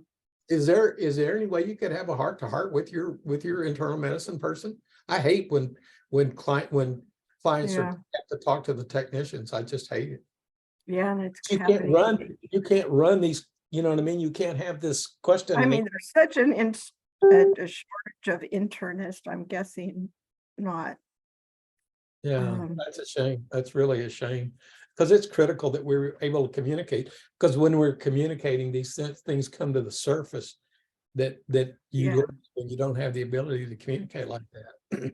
I tried to be discreet, but I tried to encourage her to brainstorm with colleagues. I love those who belong to associations and have colleagues all over the world. I've got this case. Yeah, yeah. I know what I would do. I would turn it over and say, same thing we're talking about, surrender. Yeah. I can't figure Source. this out. Come on, give me some help here, Yeah. I would, all I can do, Jolene, is to throw out possibilities, and probabilities. I don't know if I ever told you the story. I had a lady years ago come into the clinic and she had a dog that was living on antibiotics. She took antibiotics twice a day, every day, and had been doing it for 6 years, every day, twice a day for 6 years. And I asked her why, and she said, because her dog had a recessed vulva. And if they took her off the antibiotics, she would just start getting another UTI. And so I did a 30-minute cosmetic procedure, just went in there and took the donut scenario out and made it look normal again. And that was it. It was like 30 minutes and it was all over. It was the end of so So sometimes, you readjusted the vulva? yeah, all you have to do is just take that. Put it back in? Yeah, well, no, you don't. I mean, I don't know what happened. Yeah, what you're doing is you're having to pull the skin. You just take a little wedge of skin all the way around 360 like a donut, and you take that part of the skin out. And then when you suture it back together, what it does is it pulls it, and then that fold comes to the surface. You see what I mean? There's no longer a fold down there for the urine to collect. That fold comes to the surface. So you're stretching the skin, you see, and then pretty soon that fold is gone, that recess. And like I said, it's such a simple cosmetic procedure, and no one had ever suggested it to her, and so, I don't know why more people don't do that instead of putting them on antibiotics their whole life. And the infection went away? Yeah, that was it. There weren't any problems anymore. That took, and the other thing that I'd be curious, is that looking at the vulva, in other words, maybe I'll take a swab of that vulva and put it on a slide and look down there and see if it's E. coli. I mean, you can look at a slide, see what E. coli looks like. And you see what I mean? Looking, where's the source of this coming from? Is there E. coli there all the time? You see what I mean? If it is, maybe we need to be cleaning that vulva daily, with some chlorhexidine wipes or something like that. Do you ever do that? Clean that? Not no, just her anus, Just what? just her rear end. So if she does she have an involuted vulva or recessed vulva? The doctor called it recessed vulva, but a lot of it's external, is all I know how to call her vulva area. Most of the time you have this fold that creates a fold next to the vulva, and that's what happens if urine collects in there or bacteria collects in there. You have this chronic kind of smoldering infection right next to the vulva in that fold, in that recess. And so what a lot of people will do is, again, just keep that area clean, using some kind of an antibacterial wipe, and just wiping that area down really well every day. And what you're doing is you're knocking that population of bacteria down so that it doesn't move up into the bladder. So you might want to, if you want to, take a picture of that area and just take a shot of her vulva and post it, and let me take a look at it. Okay. So now I have That's a common problem with dogs. my wipe or fix the recessed vulva or have a radiologist do an ultrasound. Well, yeah. Again, I hate to keep sounding like a broken record, but is this infection persistent or is it intermittent? Because if it is intermittent, then what it's telling you, it's responding to the treatment, but it's just coming back again. You see what I mean? And it's coming from the vulva, then the thing to do to prevent it is to be cleaning that vulva out every day. You see?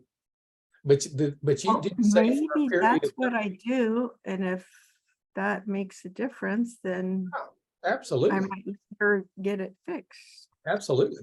Absolutely. It could be that simple. It really could be that simple, because you did say there was a period of time that the culture came back negative and then it came back again. So it sounds like there was a period of time that the bacteria were gone. Yeah. So, After 6 weeks on an antibiotic, it was Yeah. gone. yeah. And the reason being, remember, is that the infection not only was in the bladder, but it also migrated, had gotten up into the kidneys. And so that's why they went a longer period of time. And that's what they were contributing, part of the kidney disease from that pyelonephritis. But yeah, I mean, if she's got that bubble like that, I'd be cleaning it every day with some chlorhexidine wipes. Yeah. And that might be the source. That might be the source. If it is, then that'll be the end of it. As long as you clean it every day, that'll take care of it. Okay, Yeah. worth an experiment. Yes, absolutely. Does she lick at that area very much? No, Yeah, a lot of those dogs that have those local infections around that recessed vulva will lick at that area because it gets irritated. There's another product. It's called Yin Care, YINCARE, for females. And it was being talked about in clinic to help. So it could be something to look at as well. Is it an oral? No, it's made with herbs, actually. It's Chinese herbs. It's all Chinese herbs, and it's a topical wash. Oh, oh. And meant to the lead doctor was talking about it for feminine health. And my herbal instructor was talking about it too, and how effective it is. I haven't looked deeply into it, but I mean, if I'm looking at surgery versus can I try something topical? Yeah. Sure, sure. I'm gonna have to look at that and see what's in there, just out of curiosity. I'll drop it in the in our group. Okay. I could use a little more feminine yin myself. thanks, Hannah. Can I jump in again here? Sure. Okay, so when you've hit on it a few times about looking back to the kidney and seeing what's going on there. I want to re-clarify, bring back up the little thread that you and I had going back and forth about Rue's USG being 0.015, then going up to 0.0146, something like that, something notably different. So my thinking is, I was like, okay, the first time we did the UA, it just wasn't accurate. It just wasn't a good representation of time of day. Plus I fed her a bunch of water that morning, which I do typically when it's hot out, just to get her to keep her hydrated. So my thinking is, when you get two notably different results within a month, my logical, rational thinking, not my intuition, just says, kind of want to test it again. You kind of want to be like, where are we at, right? Because that's from like grade 1 kidney disease to that's great, right? So that's two ends of the spectrum. So my thing is like, and you talked about it earlier about an abscessed tooth, which is something that I'm keeping really closely on my radar with that broken slab fracture. That's why I'm acutely honed in on that. So what's your 2 cents on it? The tooth or the USG? A little bit of both. Yeah. Okay. Well, I think I mentioned this, and this is cool to know. Okay, so just like blood work, lab work, there's normal ranges and abnormal ranges. Okay, and so when we look at urine specific gravity, and urine specific gravity, that just means the concentration of the urine, how much, and you guys know this from basic science, how much solute is in the, you know what I mean? How much is like taking a glass of water and pouring sand in it. The more sand you get in it, the higher the specific gravity, because it becomes more concentrated. Okay, so what happens is one of the primary responsibility of the kidney is to regulate the water, okay, in the system. All right, and so whenever it does that by concentrating the urine, okay? And so we look at urine specific gravity as a way to determine if the kidney's doing its job, okay? That's that part of the urinalysis that we look at urine specific gravity. And we say, okay, what's normal in the dog? Normal in the dog is 1.025 to 1.05. And I'm just I'm just throwing that 1.025 is the critical number that we use. So from 1.25 and above, then that's telling us that the kidney is concentrating urine and it's doing its job. Okay. Now what's going to happen, just like you mentioned, is urine concentration is going to do this. It's going to do this for a lot of conditions. It's going to do this with, okay, think about that. Think about this. You're out and you're drinking at night, you're doing a lot of drinking and and what have you, and you come back and the next morning you get up and you urinate and it's clear as a bell, and it's very dilute. And if you took a urine specific gravity, it would be very dilute. Okay. And then the next day you're out and you live in Phoenix, you're out playing tennis all day and stuff like this, and you're trying to drink water when you're getting dehydrated, what have you. And then you go in and you urinate, you look at the urine and it's yellow, yellow, yellow. It's very concentrated. Okay. So you're going to, just by hydration levels, it's going to swing from below normal to above normal, above high normal. You see what I mean? So, but what is important clinically is that the urine is capable of getting to that 1.025 or higher. In other words, if you have a dog that's got kidney disease, that the kidneys aren't doing their job concentrating urine, then you can take that dog and you can take it out in Phoenix and you can withhold the water from it and you can make it dehydrated as can be, and the urine is still going to be dilute. You see what I mean? And I think I mentioned that because what we do in the clinic, if we have a dog that is the urine specific gravity is low, and we've done all the tests that we can, and we don't have any answers, and we want to see, is that renal? Is that the kidneys that is incapable of doing that? We get them in the hospital, we do a water deprivation test. We weigh them, we do the urine, every 30 minutes or every hour we get them up, we weigh them, we take urine. And so what we're doing is we're forcing them to become dehydrated. And we do that by watching their weight. And once we hit that level at their weight, then we know we've got them like at 8% dehydrated or whatever. And then we collect the urine. And if it's still dilute, then that tells us we pushed them into this severe case of dehydration. We don't want to push them too hard or we could damage the kidneys. We push them into that, force those kidneys to concentrate the urine, but they're incapable. Urine specific gravity never goes back into normal. Then we know the kidneys they're not doing their job. You see what I mean? But anytime we can get that dog to urine specific gravity to go to 1.025 or higher, boom, we got kidneys that are capable of doing their job. So when you said it was 1.015 and then later they did a 1.04, boom, that just told you that the kidneys can concentrate the urine. That's all you needed to know. The 1.015 didn't mean anything. It could have been overhydrated at the time. The fact that you hit normal, that you had your even if it's not a water deprivation test, it says the kidneys are capable of getting urine specific gravity in the normal range. That's what you needed to find out. That's all you needed to know. Okay, so just to clarify, it's that it's inconsistent is what I needed to know. Yeah. Oh, it's going to always be inconsistent. The key is during this inconsistency, does it ever get in the normal range? Because if it gets in the normal range, then the kidneys are working. Okay, you got that? Yeah, I get it. But then I'm thinking like, what if that's why I asked you, should I maybe go like every couple months and just check this out? It's only $10. So I'm like, Yeah, just you can do it the at US, home. right? You can go to the pharmacy and buy one of those urine sticks, the little containers of urine sticks, and do the urine specific gravity at home.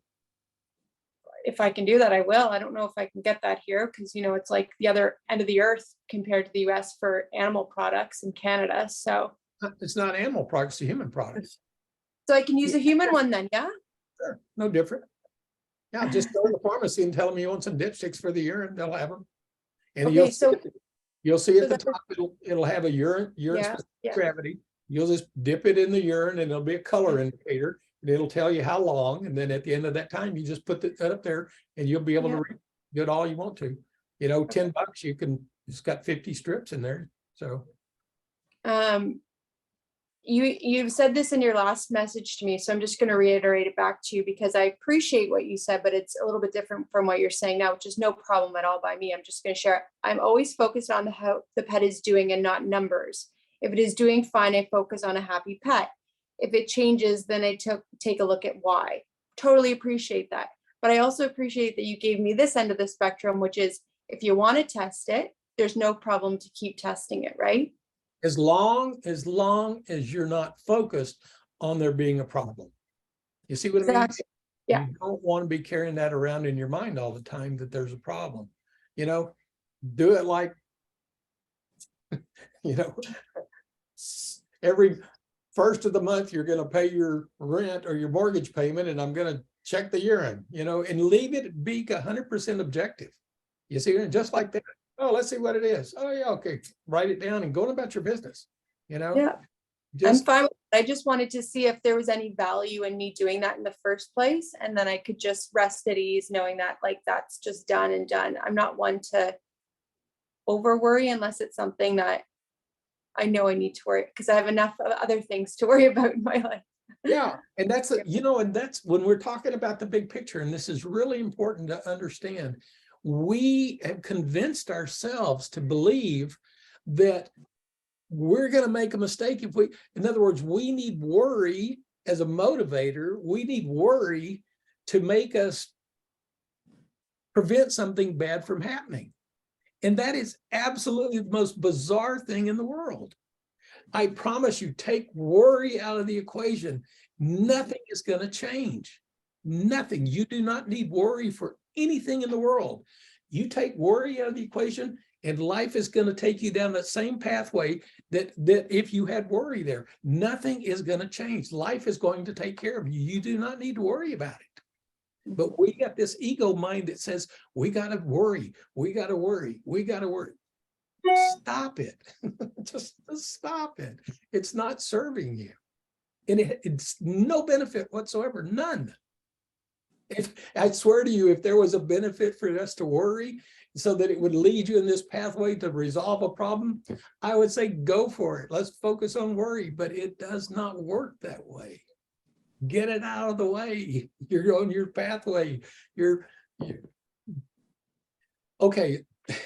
You've heard me tell this story before. Some of you new ones might not. Remember when you were a kid and you went to the county fair and you got in the boat? And you got in the boat and you started, and it started going and you turned the wheel and it started turning and you're like this, look, I'm driving the boat, I'm driving the boat. You remember that? I mean, they all did this. I mean, maybe you guys don't do this anymore, but I'll have those little water boats and we're driving, all the kids are happy because they're driving. And then below the surface, it's got a wheel on a path and it's taking it, but they're turning, they're believing that they're making it turn, you know, and we're the kid in the boat. We're the kids in the boat. we're doing this. I got to worry. Let's turn this way because I'm worrying. I got to go this way because I'm in fear. And the whole time life is taking down this pathway. Drop it. Just drop it. It's fun when you're in the boat. but if it makes you unhappy, don't do it. Okay. And it's contagious, right? I mean, that kind of draw. Oh, yeah, our whole society is yeah, gosh. And that's what we have to do. We have to start healing ourselves. We can't rely on the image in the mirror. We can't rely on that healing us. We've got to do it with it. Just like Meg said, we have to do it within. It's all about within. And worry is. Hold on. I just have to say, I say this stuff, do as I say, not as I do. Because I'm honestly, I'm textbook like, I'm not even working right now because I'm such a basket case, because I'm doing my own healing work and I won't take clients because who am I to be a blank slate for another with their sensitive matters? Well, I've got my shit going on. So, you know, I just want to caveat that all the time. It's like, do as I say, not as I do. And I do worry. I'm a worrier. I have GAD. So that is, you know, I have PTSD, I have all kinds of medical things. I just happen to be really, I have a strong ability to intuit animals. So yeah, comes part and parcel with the package, I guess. So I am a warrior. So if Confession. what you do, you can do your healing from that source of love. Just work with your healing with your clients from the heart and not the head, from the heart. And the healer becomes healed themselves. You know, it's the oldest thing in the book. Healer heal themselves. You heal yourself. You experience yourself by putting yourself out there, offering it to others, offering that loving, that's what we just did to Sabrina. That's what we just did to Denise. That's the only way that we can experience ourselves. We are unconditional love. That's what we are. We're not this body mind. We're unconditional love, but we can't experience it. And that's why we created this phenomenal reality, so that I can offer it to Meg unconditionally. I can offer it to my pet, and then I can experience myself. You see, that's what this is all about. This is what we created this for, so that we could experience ourselves. Because the way experience happens is that consciousness creates the experience itself, and then imagines two entities so that experience can happen. You see what I mean? So it creates a person and a dog so they can have this experience. But in reality, it's all the same thing. It's all consciousness doing its thing. But it just created these two things separate so that there could be an experience of it. That's how it is. It is. So love, love, love. I mean, gosh, dang. Get all that, those words that you were saying, I'm this and I'm that, I'm this and that. Drop all that crap. Just drop it. Get down to your source. Just get that crap, laugh at it. Just say, man, these are all concepts. Concepts are keeping me from experiencing my present moment. Mhm. Yeah, they are. Drop the concepts, drop the story, drop the words. But, Katie says, who would you be without your story? You'd be yourself. And that's what I'm saying, Meg. You've this beautiful soul that's inside of you that wants to come out. And you just got this mind that's sitting there saying, yeah, but. I know, I'm just humanizing myself so I'm relatable to the group, that I'm not trying to be some sort of pedestal animal communicator. I'm just like everyone else. That's why I said it, not just for identifying myself, because I'm not a labels person. It's part of what I'm struggling with. So just for the sake of communicating it to the group, I'm just sharing vulnerably what it is I'm enduring. Yeah. That's the only reason. And we all Thank do you, that. Meg. Yeah, and we all want to do that. I remember after I graduated from vet school, I walked around all puffed up, I'm a doctor. Ego loves that stuff. And then I remember about a week after I graduated, my toilet went out. It flooded over in the bathroom and all this disgusting stuff everywhere. And I wasn't even smart enough to fix the toilet, so it was the smartest guy in the room was the plumber, so talk about knocking you off your pedestal, man. It's all a story, man. So yeah, so I mean, I never look at a plumber and think anything but, oh my God, what a gift. So I mean, really, we all have our roles that we play, and they're all just as important. So, yeah. All right. Anything else? Any more? We kind of got off there away from what we were going to talk about, but that happens a lot. There was a conversation about doing some sort of meditation, and I know Melissa and I had a sidebar conversation. I was asking her and she was asking me, and we were trying to come down to some sort of understanding. Are we doing a group meditation, or is there something you're leading, or tell me? Well, I was kind of thinking about doing a group meditation again for Denise, but that's why when we were, everybody was feeling the love for Sabrina, then I thought, well, hey, we're in this kind of heart mindset. Let's just go ahead and send some of this to her. So I kind of did an abbreviated thing, but yeah, I think that's fine. And I loved how many people we have. He gets all these people together and they all, putting that loving energy out there, and it's pretty neat. The Do result. you ever do formal guided meditations for more than like a minute or so? Oh yeah, we Okay. do that frequently. Especially we do it when somebody's got a really sick pet or somebody themselves is having a hard time or something. Then we'll do that. And I used to do it all the time. Now everybody wants Sabrina to do it. So No, no. Sabrina. Very good. she did it. Sabrina did it one time, and then it's everybody said, well, can Sabrina do it? Can Sabrina do it this time? And then got The to- endless joke. Sabrina wouldn't even show up when we were going to do a guided meditation because she didn't want to do the guiding. That's right. So I had to promise her that I wouldn't make her do it to get her to show Then I up. came back. So yes, we do that. We haven't done one in a while, and I feel bad about that. So, but anytime anyone feels like they need one for themselves or their pets or any loved one, then yes, that's what we're here for. This is I think that would be actually a beautiful incorporation into your Zoom meetings, maybe at the beginning or at the end, or at some point, just a moment of that would be, and it'd be really nice to ground the energy, because I know there's a lot of different feelings in the group at any given time, and we're all carrying something at some point, unbeknownst to us or not. It's just my suggestion, and it's your fault by all means. Yeah. and I think Sabrina is the ideal person to lead us. Everybody connects with her. I think Thanks, that's- Dr. T. She does a beautiful guided meditation. She really does. At one time, I was good one time. More than that. We did more than once. Yeah. I think All your love just pours out there. You can't deny it. It just, Thank yeah, you. Sabrina's awesome. Guys. Meg does one too, but I won't out her on that one. I won't out her. But no, Yeah. I think that I really like her idea too, because I mean, I just had some pretty horrific things happen. I mean, which aren't related to animals, so I'm not going to bring it to the group.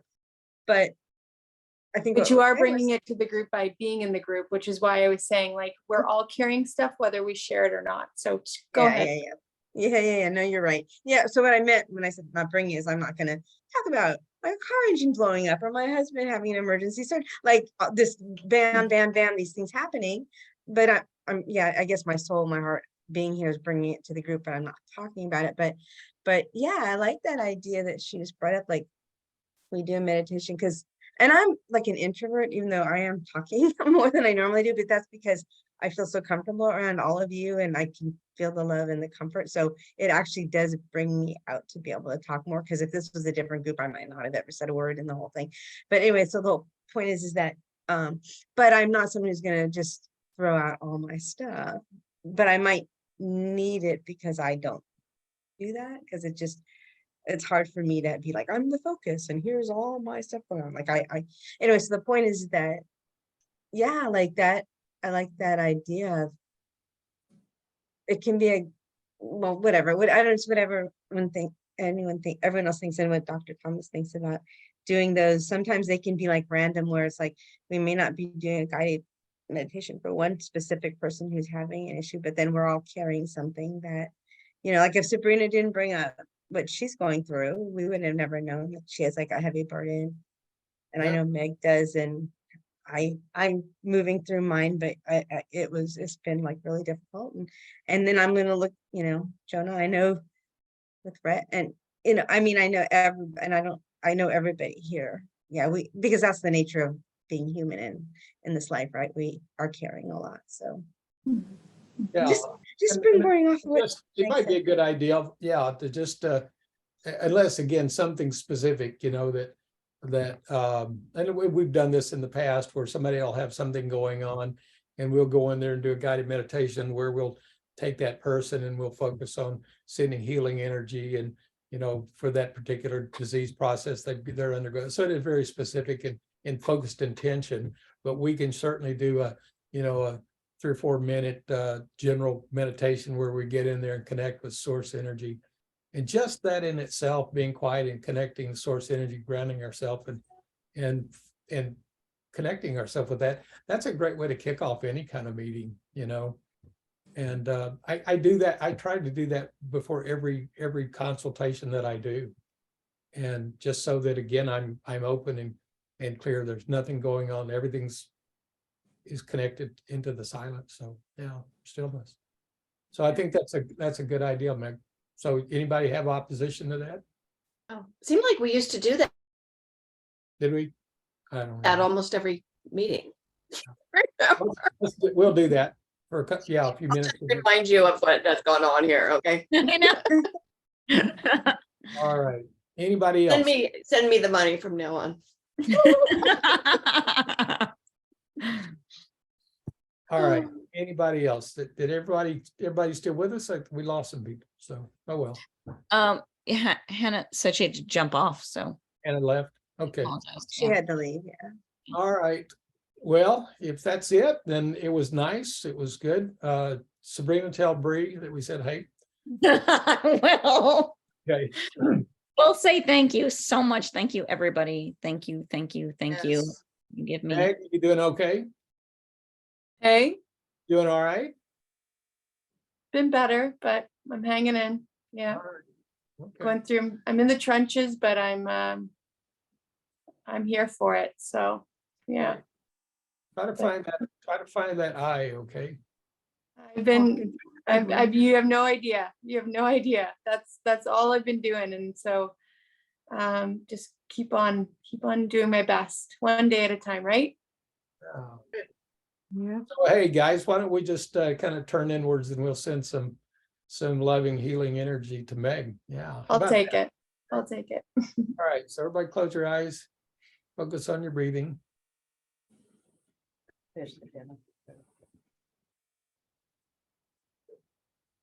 Just let it take you into the stillness.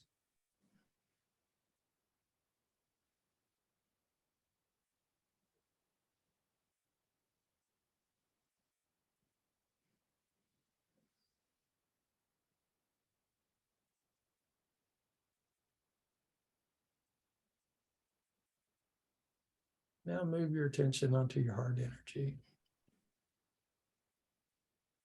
Into that space where the love is.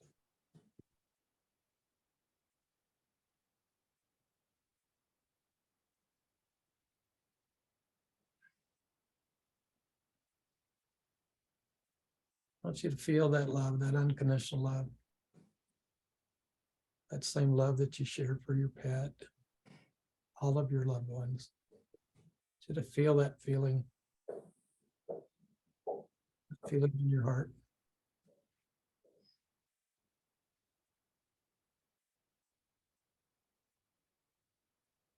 Now imagine that heart energy, that loving unconditional love energy in your center of your chest. It's a glowing ball, a white light, glowing ball of energy. It's getting larger and larger. You feel the love. Love that's everything.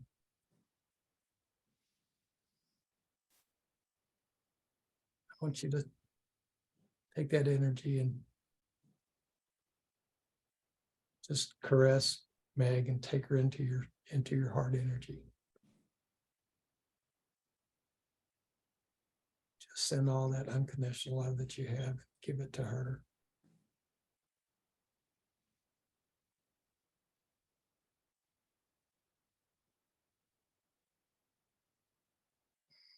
You're sharing that loving energy.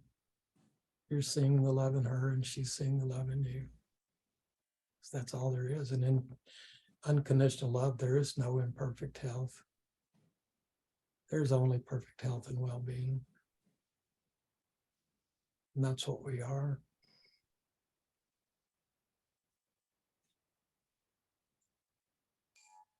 So imagine that love is reflecting itself into the body-mind. Meg is returning to perfect health and well-being. Because she is unconditional love And that's the only truth.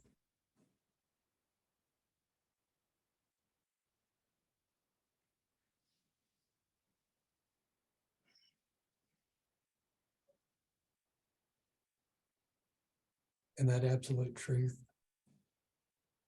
is reflecting itself into the physical body, to the emotional body.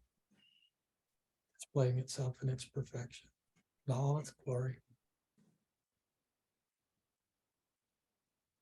So that she can be the source of unconditional love and share it with her people, her clients, her patients. That's her purpose.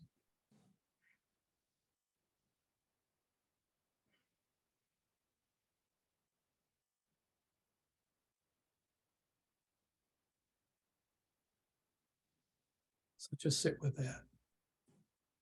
Sit with that knowingness, that love, and share it with her in quiet time, and then I'll come back in just a minute or so.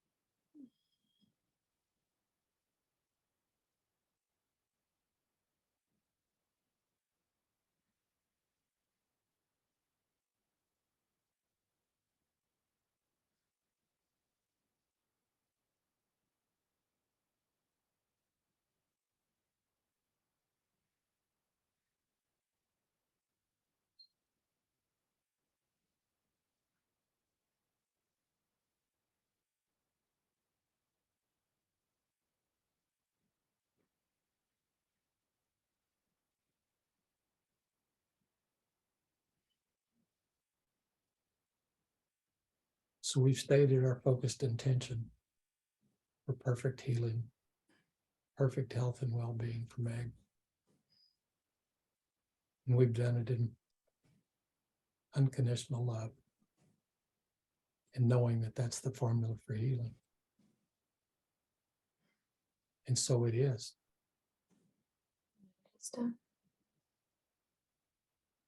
So whenever you're ready, you can open your eyes and come back into the moment.